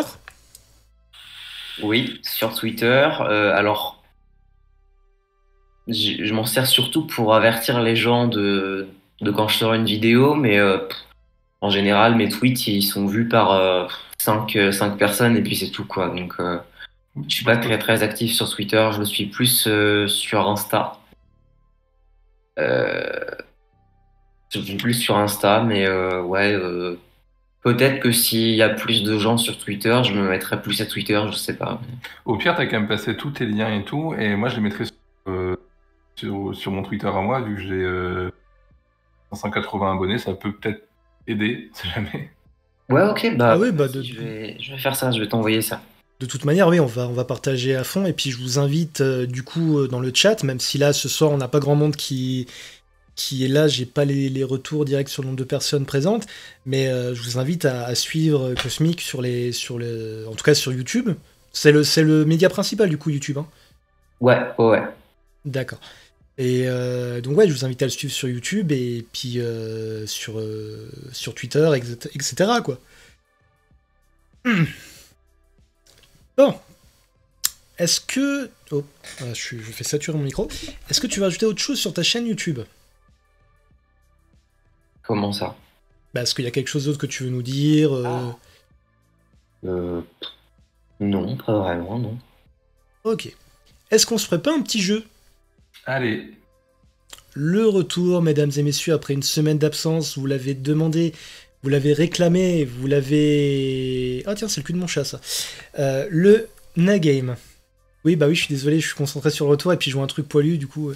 Le Nagame. Alors, le Nagame, pour ceux qui ne connaissent pas le principe, ça va être de pitcher de la façon la plus what the fuck possible un film ou une série.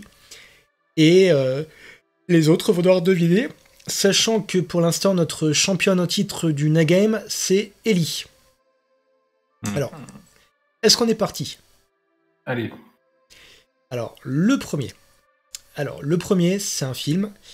En gros, c'est les Blues Brothers qui en avaient marre de chanter, donc ils se sont mis à chasser des extraterrestres.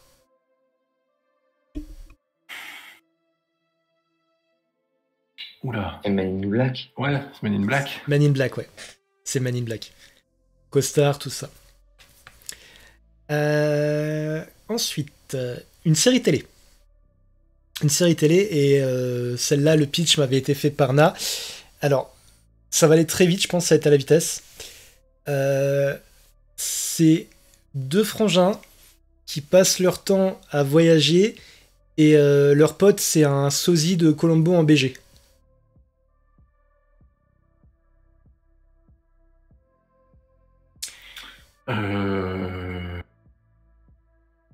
Attends, vas-y, redis. C'est deux frangins qui passent leur temps à voyager, et un de leurs potes, c'est un sosie de Colombo en BG. En beau gosse, si vous préférez. Deux frangins qui passent leur temps à voyager et leur pote, c'est Colombo. Un sosie de Colombo, mais en BG. C'est une série. C'est une série télé, ouais. Pas Supernatural. C'est Supernatural. Ah. Bah oui, ils passent leur temps à voyager. Alors, il y a Chaton qui nous dit que c'était pas sa version. C'était quoi ta version, Chaton, déjà? Bah du coup, on est à 2-0 pour Cosmic. Alors, ce que je vous propose, c'est la troisième pour l'art. Allons-y. Ok. Ah, qui... ah oui, c'est deux frères qui passent leur temps à mourir et à revenir. Oui, c'est vrai. Oui. Oui. Alors, la dernière. Je réfléchis. Ça va aller.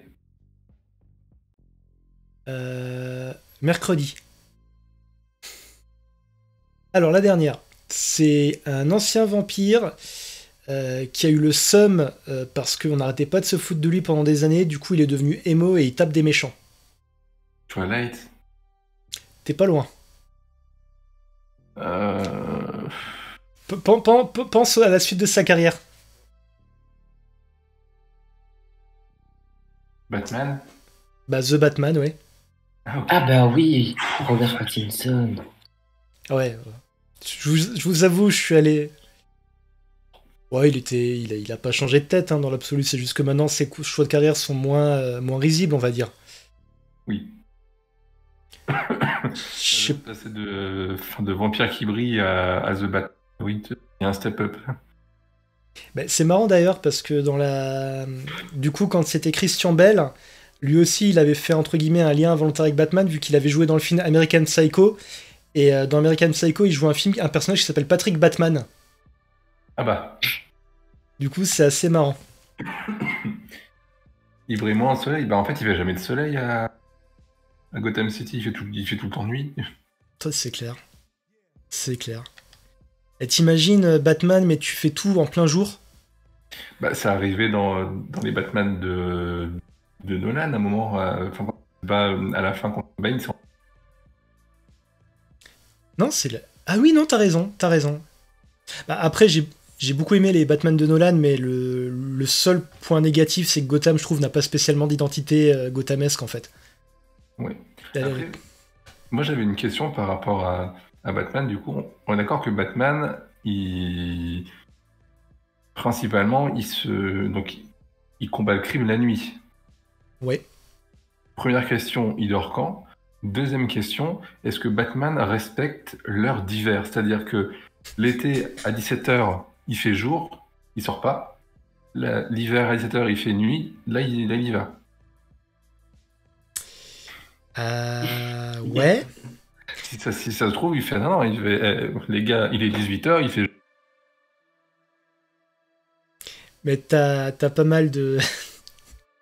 Alors, déjà, t'es conne, et ensuite, t'as pas mal de. T'as pas mal de trucs, justement, dans le comics où ils attaquent le problème de son sommeil, avec Alfred qui lui fait ouais, vous devriez dormir plus. Enfin, c'est aussi con que ça puisse paraître, ils l'ont déjà attaqué, ça, dans le comics. D'ailleurs, Il fait, je suis désolé, je te coupe. Ou alors, il fait alternance avec Superman, du coup. Superman, il fait le jour et Batman, il fait la nuit. bah non, Superman, il vient pas à Gotham. Il vient quasi pas à Gotham. Oui, mais quand il vient, je veux dire, lui, en fait, il s'en fout. Ça 30 Oh. secondes, quoi. On perd ta connexion comme la dernière fois, Elisabeth. Non, mais en fait, tout ce qu'il faut savoir, c'est que Gotham, le jour, bah, t'as pas de crime, en fait. Tout le crime de Gotham est concentré la nuit, en fait. C'est... Gotham, c'est définitivement pas la ville pour sortir le soir. Ah bah clairement pas, non, non. La journée, tu peux. La journée, tu peux. Le soir, c'est un peu plus tendu, quoi. On va boire un verre, ça va pas, non? Il est quelle heure? Midi. Oh bah c'est bon, on peut attaquer l'apéro. Du coup, Cosmic, d'ailleurs, t'es comics ou pas du tout? Ou un peu ou pas, ou même pop culture en général? J'essaie de m'y mettre. À la base, c'est pas trop mon truc, mais ma copine est très très fan de comics et du MCU, etc. Ce qui fait que j'ai déjà lu quelques comics. J'ai vu quasiment tous les films Batman, je crois, dont le dernier, je l'ai vu en avant-première, c'est pour vous dire. Chut, chut, Euh, chut. Il est bien? je dirais rien, t'inquiète pas. Il est génial. Oh. 2 semaines. Je ne raconterai rien, je ne spoilerai rien, ne t'inquiète pas, mais il est vraiment super. Ah non, mais moi, quand je l'aurai vu, je pense je vais plus parler de ça pendant 3 semaines. Déjà que Batman, chez moi, c'est une religion.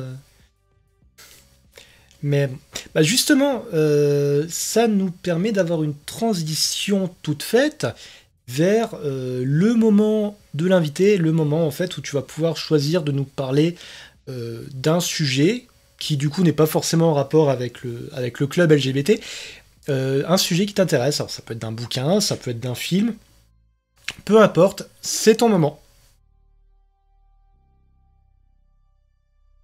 Waouh.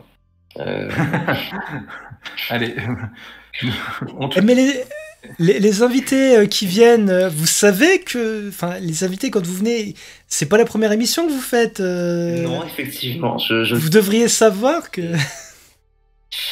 j'ai pas pensé à préparer ça avant. Ah non, mais.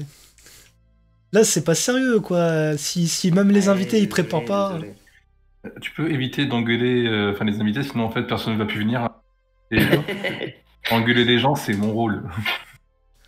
Bah ouais, mais moi, je peux faire quoi alors, du coup? Bah, ce que tu sais faire de mieux. Pisser sans mettre à côté? Oh.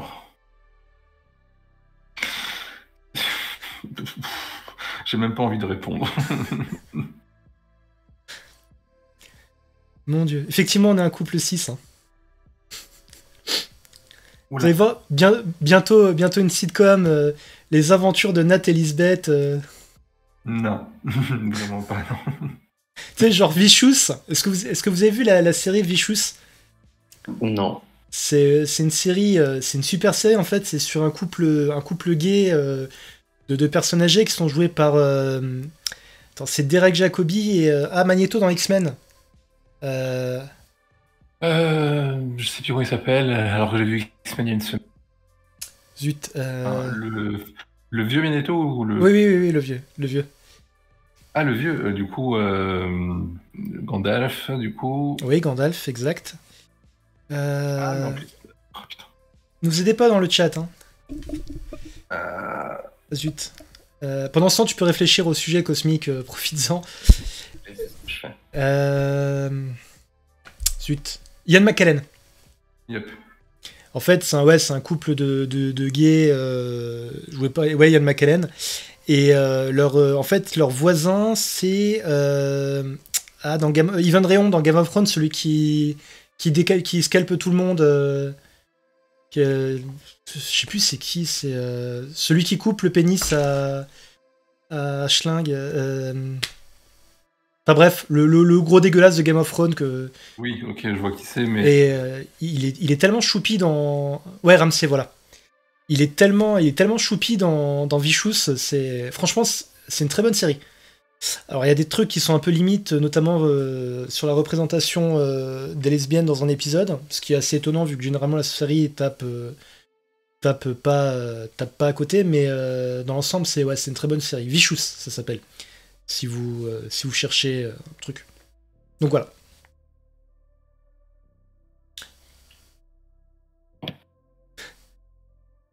Cosmic.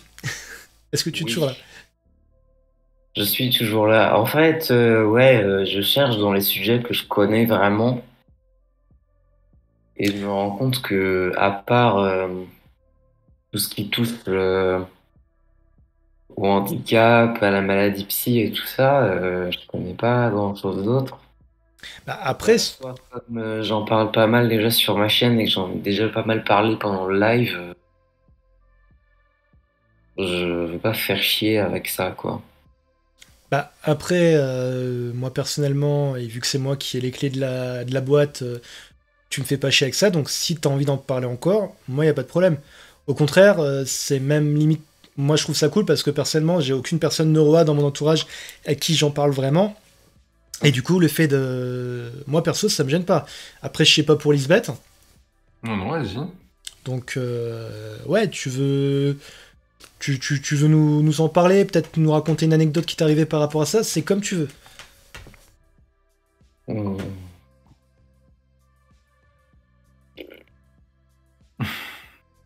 Après, si maintenant tu t'en sens pas capable ou quoi, il n'y a pas de souci, hein, c'est pas. Bah, en vrai, j'avais un sujet justement. J'hésitais et j'hésite encore à en faire une vidéo sur ma chaîne un jour. C'est par rapport à la multiplicité. Donc, Au TDI et à la TDS, etc. Parce que ça me concerne. d'accord. Et du Ah. coup, ça fait déjà pas mal de temps que j'hésitais à faire une vidéo un peu mode coming out multiple, tu vois. Mhm. Mais j'avais un peu trop peur de la haine que ça pouvait attirer. Parce que j'ai découvert le concept un peu sur TikTok, pardon, notamment. Euh, et en fait, c'est des comptes qui ont en général énormément d'abonnés parce que c'est un sujet qui intéresse et qui intrigue énormément de gens. Et à la fois, ça attire beaucoup de haine. C'est pour ça que j'hésite, moi, encore à en parler sur ma chaîne YouTube ou pas. Mais du coup, je peux peut-être parler de ça maintenant, je sais pas. Bah Allez, écoute, vas-y. ouais, y a pas de souci. Après, moi personnellement, je suis aussi concerné, donc vas-y. C'est vrai que j'en parle pas souvent par contre, moi, de ce truc-là, assez bizarrement. Ouais, du coup, est-ce qu'on est tous concernés ou pas? Par le TDI?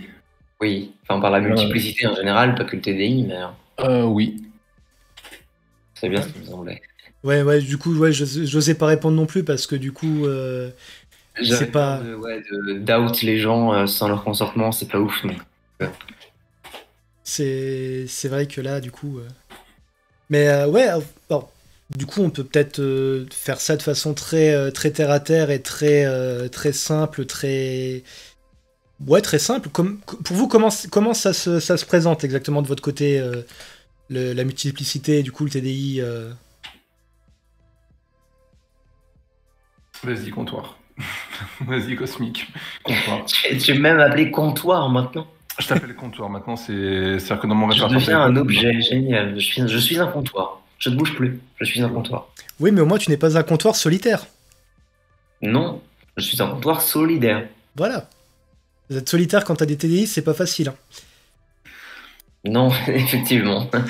Oh, les vannes. Alors, bah d'ailleurs, on va commencer là. C'est quoi un TDI exactement? Je cite la question. Ah, c'est une question qui est dans le chat. Ouais. Ok. Euh, le TDI, c'est un trouble psy qui survient suite à un des traumatismes dans l'enfance et qui, comment dire,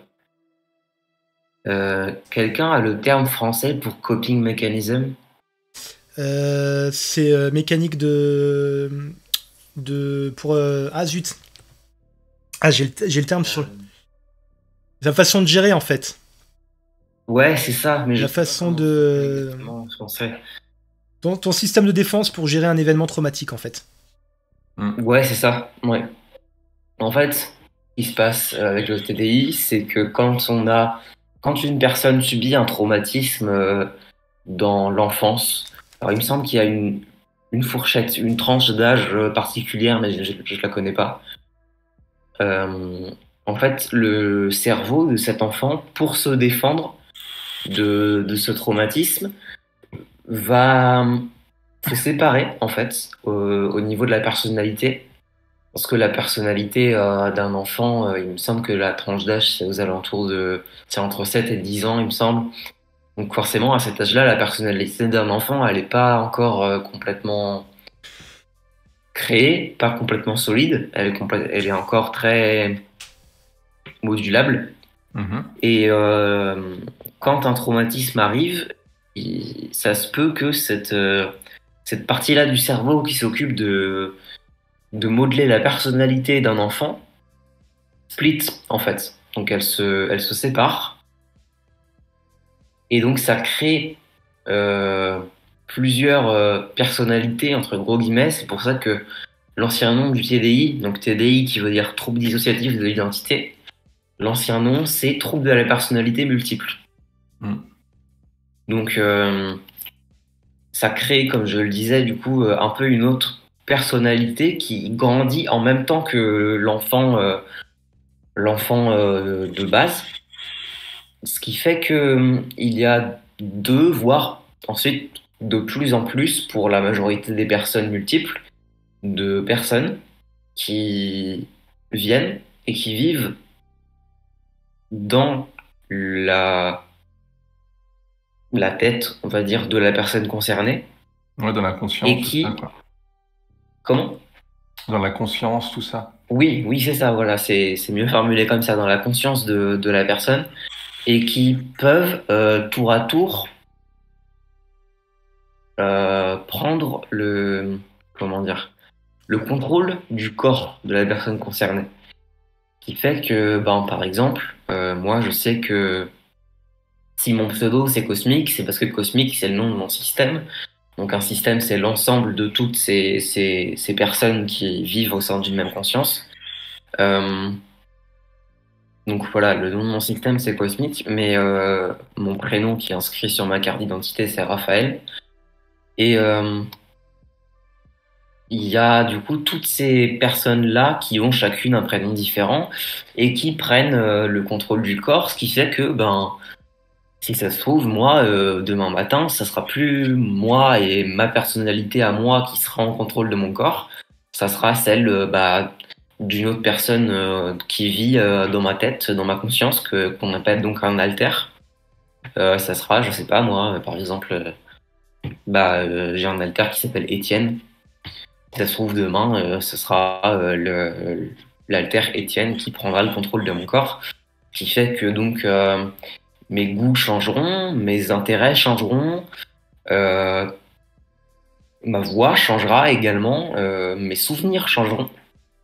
Parce que comme c'est quelque chose qui est lié à un traumatisme, il est assez fréquent que les haltères qui sont créés par le traumatisme de l'enfance aient eux-mêmes des souvenirs d'une vie antérieure avec eux-mêmes des traumatismes. Et donc, ça fait que, par exemple, quand le contrôle du corps est pris par une autre personne, un autre alter, ce qu'on appelle donc un switch, euh, moi, personnellement, je sais que c'est pas le cas de toutes les personnes multiples, si c'est Étienne demain matin qui prend le contrôle de mon corps, il ne se souviendra pas de ce que j'ai fait ce soir. D'accord. Et donc, c'est... Comment dire, il vivra sa vie de son côté, mais comme je le disais, avec une perception des choses différentes, des intérêts différents, et donc des souvenirs différents également. Voilà, pour résumer en gros ce que c'est que le TDI. Et après, donc ça, c'est une. Alors, si je me trompe, tu m'arrêtes tout de suite, mais ça peut être une forme de TDI. Moi, j'en ai une autre. Moi, mon alter, en fait, alors c'est compliqué. En fait, si je prends mon cas, l'alter a toujours été là depuis, entre guillemets, ma naissance, mais je pense que c'est lié à un truc traumatique. Enfin, c'est lié à un truc traumatique qui est arrivé dans mon enfance. Je vais pas rentrer dans les détails, du coup. Et en gros, comme ça arrivait dans l'enfance, ma première personnalité s'est forgée sur cet alter-ci, qui est resté donc, au contrôle du corps pendant 33 ans et demi, 34 ans. Mais il y avait toujours moi derrière qui était là, du coup. Et le fait d'avoir compris que, à la base, bon, ça va être compliqué d'expliquer ça. En gros, l'alter que j'ai est un il, donc il est masculin, même si c'est plutôt androgyne et tout. Mais du coup, quand moi je suis sorti, en fait, on s'est rendu compte que c'était moi qui aurais dû sortir de base.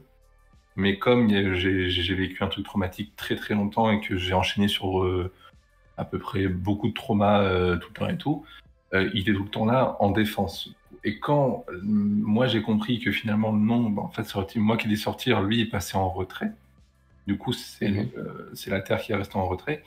Et au début c'était très compliqué parce qu'on était en conflit. Et être en conflit avec quelqu'un qui est dans ta conscience, compliqué à gérer parce que tu as des switches involontaires, ta manière de comporter peut être très changeante à la seconde, du coup. Et en fait, le fait après de comprendre et de parler avec l'alter, tout ça, on a réussi à forger. Alors, c'est très imagé, mais en fait, en gros, dans ma tête, tu vois ça comme une corne qui tourne, en fait, avec des sillons qui tournent comme ça. Et en fait, on est tous les deux autour comme ça. Ce qui fait qu'il est tout le temps plus ou moins là, parce que maintenant on a une bonne entente, on s'entend bien, tout ça et tout. Lui ne sort uniquement, soit quand il a envie de sortir et que je dis bah ok, tu peux y aller parce que là, moi il faut que je me repose. Donc quand je suis en crise border ou ce que tu veux et tout, et que je peux plus gérer, c'est lui qui gère. Ou alors il sort quand je suis en danger immédiat, donc genre quelqu'un qui me tapait ou machin et tout, c'est lui qui va switcher parce que c'est lui qui est plus à même de, de réagir, puisque il a géré tout ce qui était trauma. Donc du coup, tout ce qui est physique, tout ce machin et tout, c'est plus lui qui va sortir. Ce qui peut être compliqué de temps en temps. Alors je vais rentrer dans les détails ça.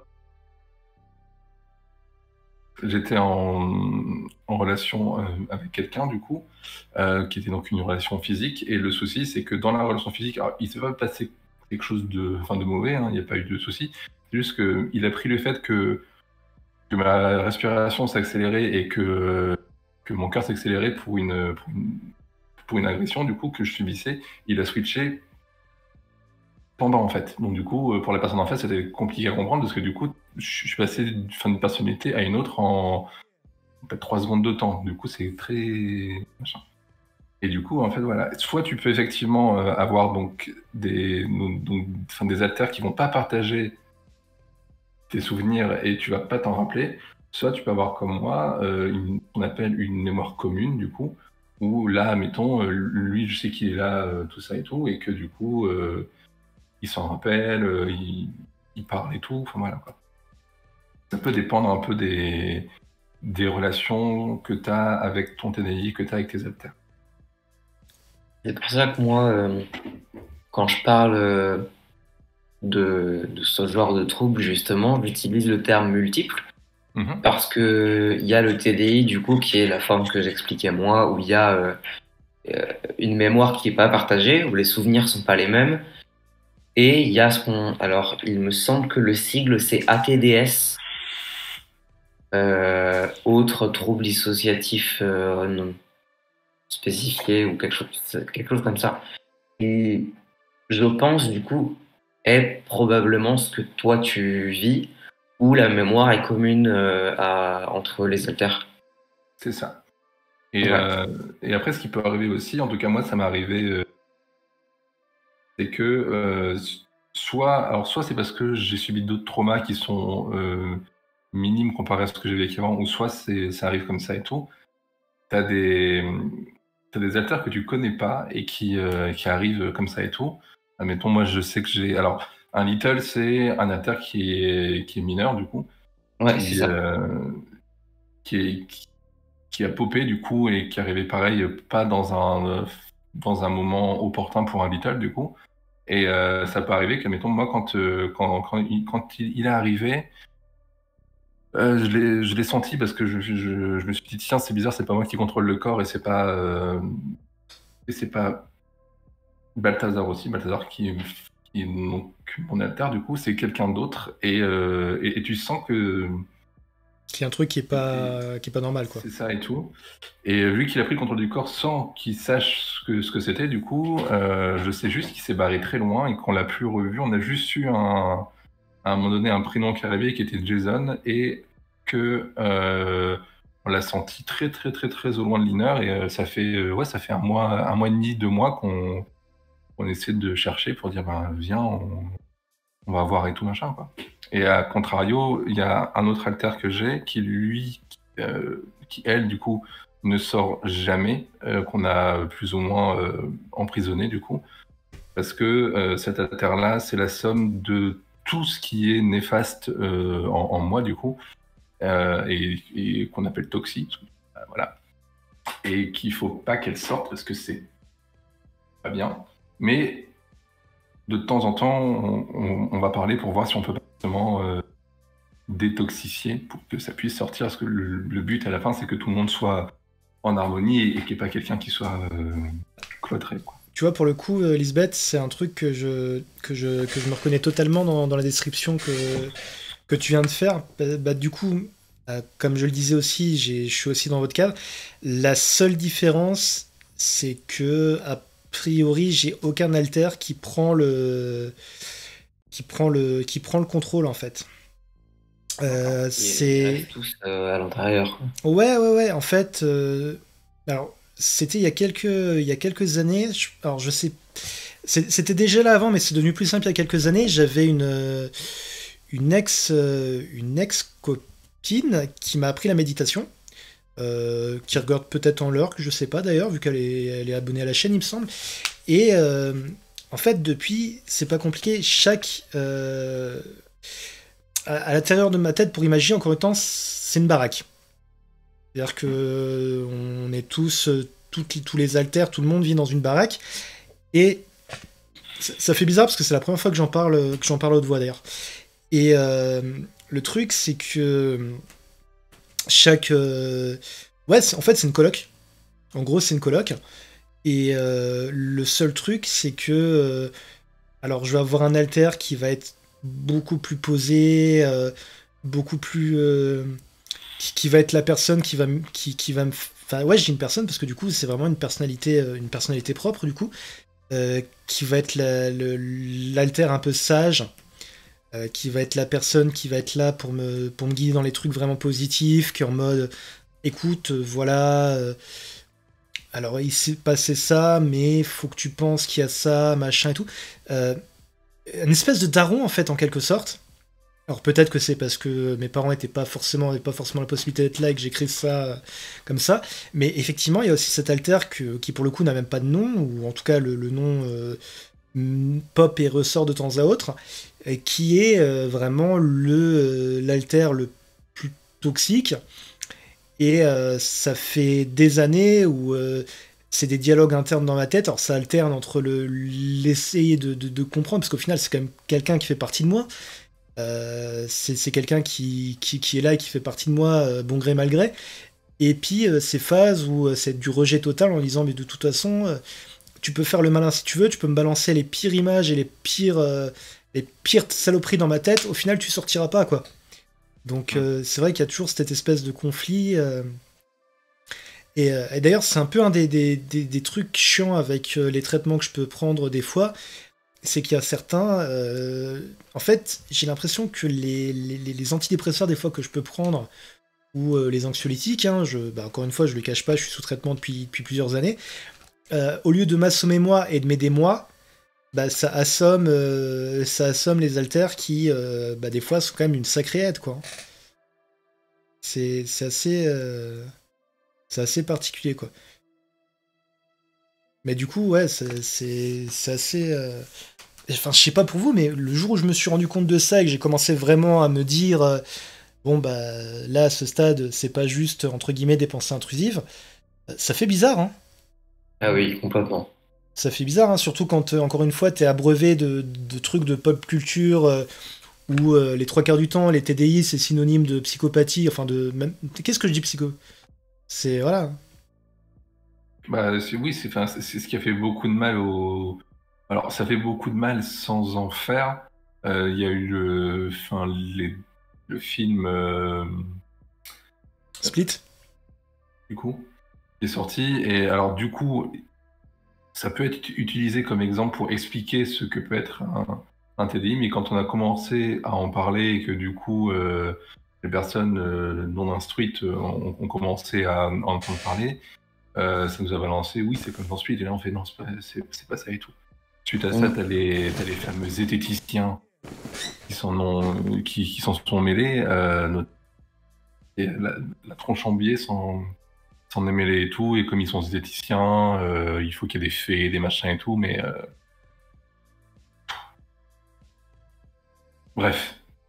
Alors, C'est des zététiciens, ça se. le pire, le pire, c'est que Split, au final, ça parle pas vraiment de ça, puisque le twist du film, désolé, je vais le spoiler, mais c'est nécessaire dans le cadre de ce que je veux dire, c'est même pas des TDI, parce qu'au final, dans Split, le twist, c'est que c'est un truc surnaturel. Oui, c'est ça. C'est ça le pire, quoi. C'est qu'en gros, ils ont pris une base de ce qu'est un TDI, ils auraient pu correctement l'expliquer, et après ils sont partis en truc total. Bon, après, c'est un film, donc ça doit être. Oui, voilà, le but du film, c'est pas d'être un documentaire, c'est de raconter une histoire. Oui, après, quand ils sont sortis en mode ça y est, c'est une bête et tout, non, tu changes pas de corps, tu changes pas de force, tu changes pas de. Tout ce que tu fais, c'est que tu changes de personnalité et de. Voilà quoi, mais bon. Concrètement, c'est très con, mais je me rends compte que c'est probablement, dans mon cas, le premier exemple de TDI que j'ai eu, double face dans Batman. Même si, encore une fois, c'est pas montré dans un truc très positif, mais c'est... Comment dire? Mis à part le fait qu'un TDI n'est pas forcément, ne veut pas forcément dire que tu vas aller braquer des banques et te fighter avec des mecs déguisés en chauve-souris, c'est plus ou moins ça, quoi. C'est ça. Ça a été abordé dans un épisode de Doctor dans la saison, si je crois, où tu as une fille qui... c'est une petite fille ou c'est une ado, je crois. Enfin, bref, qui est, et en fait, au cours de l'épisode, on se rend compte qu'elle a un TDI, du coup. Et en fait, son TDI fait que quand elle change d'alter, ses symptômes changent. Et alors, ça va être dans une série médicale, donc qui se veut plus ou moins plausible. Je sais que ça peut... Oui, voilà, dans Doctor House. Et oui, donc du coup, alors, j'ai pas de cas qui prouvent, entre guillemets, que si t'as des TDI, t'as des symptômes physiques qui changent. Mais quand ils en Si, ça se peut chez certaines personnes, ouais. Ok. Alors du coup, là, du coup, c'était abordé dans ce truc. C'est bien, c'est que ça n'a pas été trop abordé de manière psychophobe, c'était plutôt bien abordé, parce que du coup, c'était bien expliqué, et du coup, voilà. Mais en tout cas, il y avait une bonne base, que du coup, c'était juste qu'elle avait subi plusieurs traumas, et du coup, ça a expliqué le TDI. Après, en représentation plus ou moins positive, parce que c'est quand même assez particulier, t'as Mister Robot aussi. Ah, c'est autre chose. Non, enfin, après, je sais pas si t'as fini la série, mais t'as des trucs qui rentrent totalement dans le cadre du TDI et de ça. Hein. T'as des trucs qui sont très tirés par les cheveux, mais en tout cas, pour ce qui est par exemple du fait d'avoir des alters qui n'ont pas les mêmes souvenirs, t'as des trucs. Oui, effectivement, je crois que c'est Chaton. Ouais, c'est Chaton qui dit Crazy Jane dans Doom Patrol, où on voit carrément la notion d'Inner World. Et effectivement, il y a aussi David dans Légion, quoi.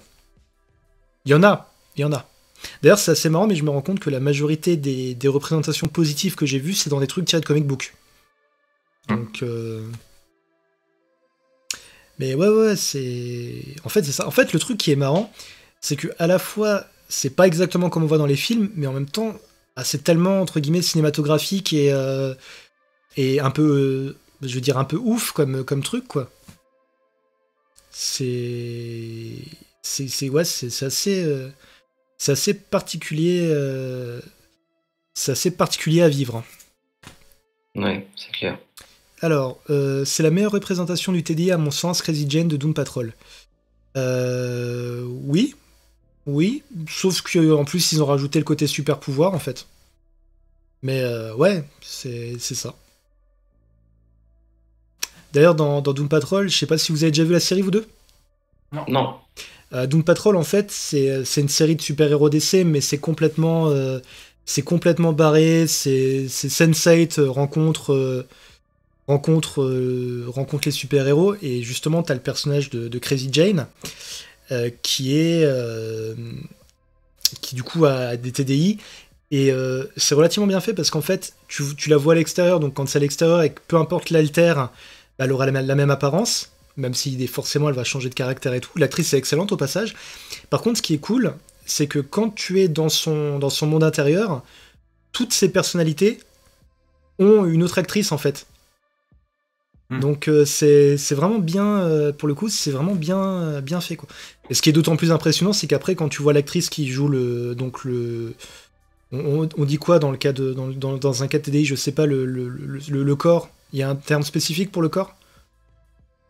Alors ça dépend si tu parles du corps purement physiquement ou...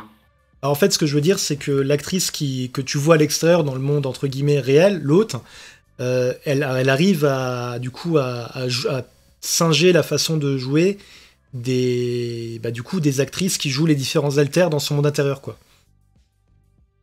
Donc du coup, ouais, non, c'est l'autre, quoi. Et c'est vrai que du coup, en plus, c'est un personnage qui a ses traumas et tout, mais dans Doom Patrol, ils ont tous des traumas, mais du coup, elle est pas du tout, elle est ni moquée, ni montrée sous un jour forcément négatif, quoi. Enfin, pas plus que les autres, du coup. Ouais, ok. Non, mais pour le coup, ouais, Doom Patrol, c'est vraiment une série Je vais prendre un peu d'avance sur ce que je fais généralement en fin d'émission, mais aujourd'hui, le conseil que je vous dis, c'est regarder Doom Patrol. Alors, il y a du cul, il y a de la violence, mais il y a aussi des trucs super drôles. Et en gros, si vous avez aimé Sense8, par exemple, Doom Patrol, vous devriez aimer, c'est vraiment superbe. Puis il y a Matt Boomer dedans. Et Matt Boomer, moi, il me fait ce qu'il veut quand il veut.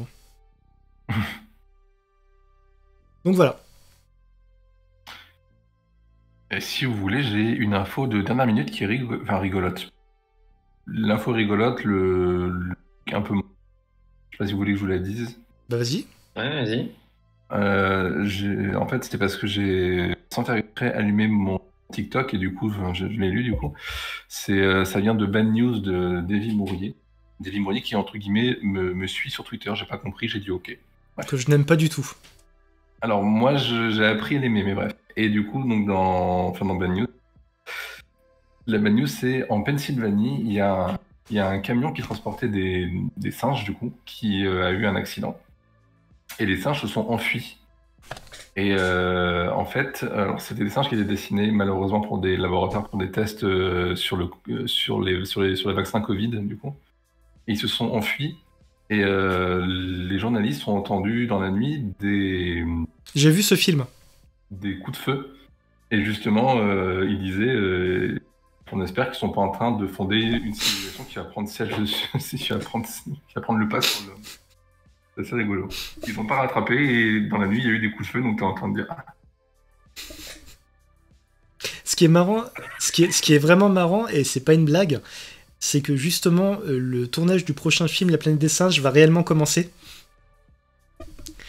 Donc, donc du coup, d'ailleurs, si vous avez pas vu les derniers films La planète des singes, les 3 derniers, c'est des chefs-d'œuvre.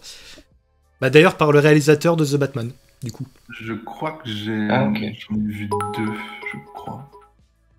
Je suis pas certain. Merci pour le bat. Donc voilà.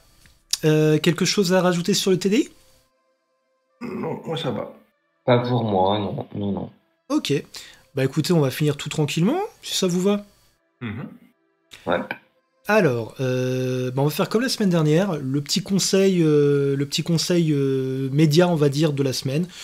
Donc si vous avez un bouquin, une série ou un film à conseiller, allez-y.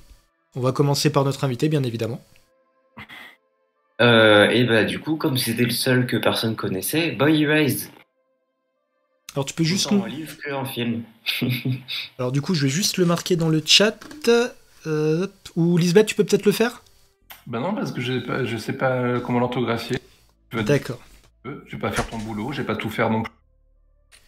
D'accord. Alors, tu peux juste me l'épeler ou me le redire? Ouais, bah Boy, B-O-Y, Boy. Erased, E-R-A-S-E-D. Ah, garçon effacé, C'est ça. dans la langue de Maître Gims. Hop là. Ah bah. Merci, tu me dis de faire mon travail et puis tu le fais quand même, t'es comme ma mère, toi. C'est ça, tu peux m'appeler maman si tu veux, mais ça va être compliqué. Non. Non. Non, Non. on va pas faire ça. Tu entres.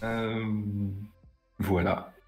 Et donc, c'est l'histoire d'un garçon qui doit faire face aux thérapies de conversion, c'est ça? Thérapie de conversion, c'est ça. Punaise.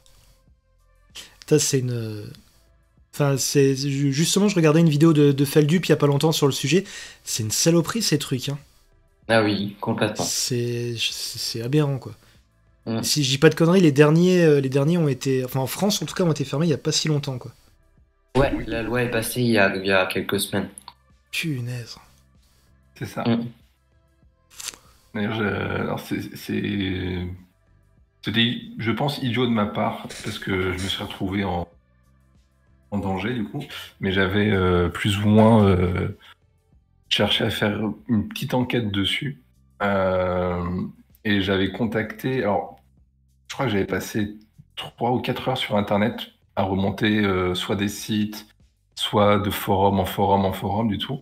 Et du coup, j'avais contacté un organisme, du coup, qui était censé m'orienter vers un autre organisme en en m'outant complètement, en disant, et entre guillemets, du coup, donc c'est pas vrai, c'était pour rentrer dans le personnage et potentiellement faire un truc et tout, en disant, et je pense que c'est pas normal, du coup, est-ce que vous pouvez m'aider? Et j'ai fait exprès d'accentuer ce trait-là pour, à terme, réussir à infiltrer un truc et soit à le documenter, soit à le démanteler, du coup. Mais c'était un peu présomptueux et surtout c'était très dangereux parce Bah que ouais, carrément, ouais. j'ai eu quelques réponses et c'était allé à un point où j'avais donné ma localisation, pas précise, je précise, j'avais juste dit dans le nord de la France vers Lille du coup. Et pendant quelques jours, j'étais flippé parce que il y avait des trucs qui me suivaient. Du coup, j'étais pas. Ouais, ça n'a pas été le truc le plus malin, à mon avis. Ouais, mais oui, c'était pas malin, on va dire ça. C'était pas malin, mais d'un côté c'est pas malin, mais de l'autre côté, si je peux faire exploser, bah, Oui, oui, non, bah après, c'est là où on entre dans le conflit entre la préservation et la self-préservation et la préservation des autres. oui, c'est sûr. Donc, du coup, Boy Erased. Partez du principe que si je dois faire exploser quelque chose dans ce genre de truc et tout, je n'ai aucune préservation. C'est tout à ton honneur, du coup. Lisbeth, as-tu un conseil, toi aussi? J'ai un conseil. À part, lavez-vous les mains après d'aller aux toilettes. Hein. Buvez de l'eau, mangez 5 fruits et légumes par jour, pas trop de pastèques, généralement la deuxième pastèque vous. Et sinon, non. Si éventuellement, si dans le chat ou qui regardent, il y a des personnes qui sont proches de Lille, demain il y a le championnat de roller derby féminin, il me semble, qui se passe à la halle de glisse à Porte des Postes. Si vous voulez y passer, moi j'y serai du coup. Puis, puis voilà. Sinon, en ce moment, non, je lis pas beaucoup et j'ai pas tellement de séries à regarder. D'accord. Bah, quant à moi, je vous ai déjà conseillé Doom Patrol. Et j'ai bien envie. Bah, du coup, tout à l'heure, Cosmic, tu disais que tu te mettais tout doucement au monde des comics. Ouais. Je vais vous conseiller 2 trucs. Alors, le premier, c'est un comic qui est sorti il y a quelques années qui s'appelle Nail Beater. C'est l'histoire en fait d'une petite ville des États-Unis où la ville a la particularité d'avoir le plus gros taux de serial killers au monde. Alors après, au fur et à mesure de la série, tu comprends pourquoi. Enfin, c'est vraiment pas mal. C'est pas tout public, c'est très gore par moment, mais c'est vraiment super intéressant. Et par contre, le truc que je vous conseille qui peut être vraiment sympa, mais prévoyez les mouchoirs parce que du coup c'est assez triste, c'est le comic qui s'appelle Spider-Man Blue. En fait, ce qu'il faut savoir, c'est que dans les comics, il y a quelques années, avant que Spider-Man soit avec Mary Jane, comme on peut le voir dans les derniers films, il était avec Gwen Stacy. Et Gwen Stacy, c'est un personnage qui a vraiment, comment dire, qui a eu une fin tragique, qui a été tué par un des ennemis de Spider-Man. C'est un truc qui est arrivé il y a 40 ans, donc voilà, c'est pas vraiment du spoil. Et dans Spider-Man Blue, en fait, c'est Peter qui... alors je sais plus exactement pourquoi, peut-être pour l'anniversaire, en fait, qui se remémore des trucs avec Gwen Stacy. Et il n'y a pas beaucoup d'action. Par contre, à la fin, j'étais en larmes. C'est le seul comic qui ait jamais réussi à me faire pleurer. Donc, ouais, Spider-Man Blue, ça s'appelle. Voilà. Ok. Voilà. Eh ben, écoutez, ça a été bien sympa comme émission. Ça a été très, très dense. Mais j'ai vraiment bien aimé cette discussion avec vous deux. Ouais, c'était très cool. Ouais, et c'était très posé. Ouais, c'est ce que je disais en début de soirée. On a eu un petit côté un peu chill qui me déplaît pas du tout. Bah écoute, on va laisser le mot de la fin à notre invité. Bonne nuit. Parfait. Nickel, rappel, efficace. Alors encore une fois, n'hésitez pas, suivez le comptoir solidaire et pas solitaire sur YouTube et sur Twitter et sur Instagram. Et puis voilà. Je vous propose encore une fois de faire plein de cœurs pour notre invité cosmique et pour ma co-animatrice Lisbeth. Plein de cœurs pour eux. Surtout que pendant toute l'émission, j'étais en train de faire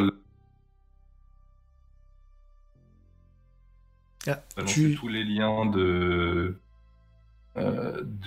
Cosmic où je j'avais dit venez c'est ici, venez c'est machin et tout. J'ai même contacté 2 autres invités pour les semaines suivantes. Parfaite CM. Waouh, magnifique. Merci pour les bats, chaton. Oui, non, c'est vrai que là, depuis que Lisbeth co-anime avec moi, je suis tranquille. Bon, allez, je vous souhaite une bonne fin de soirée. Encore merci Cosmic, merci Lisbeth, et je vous dis merci à vous. Très bientôt. Salut. Des bisous.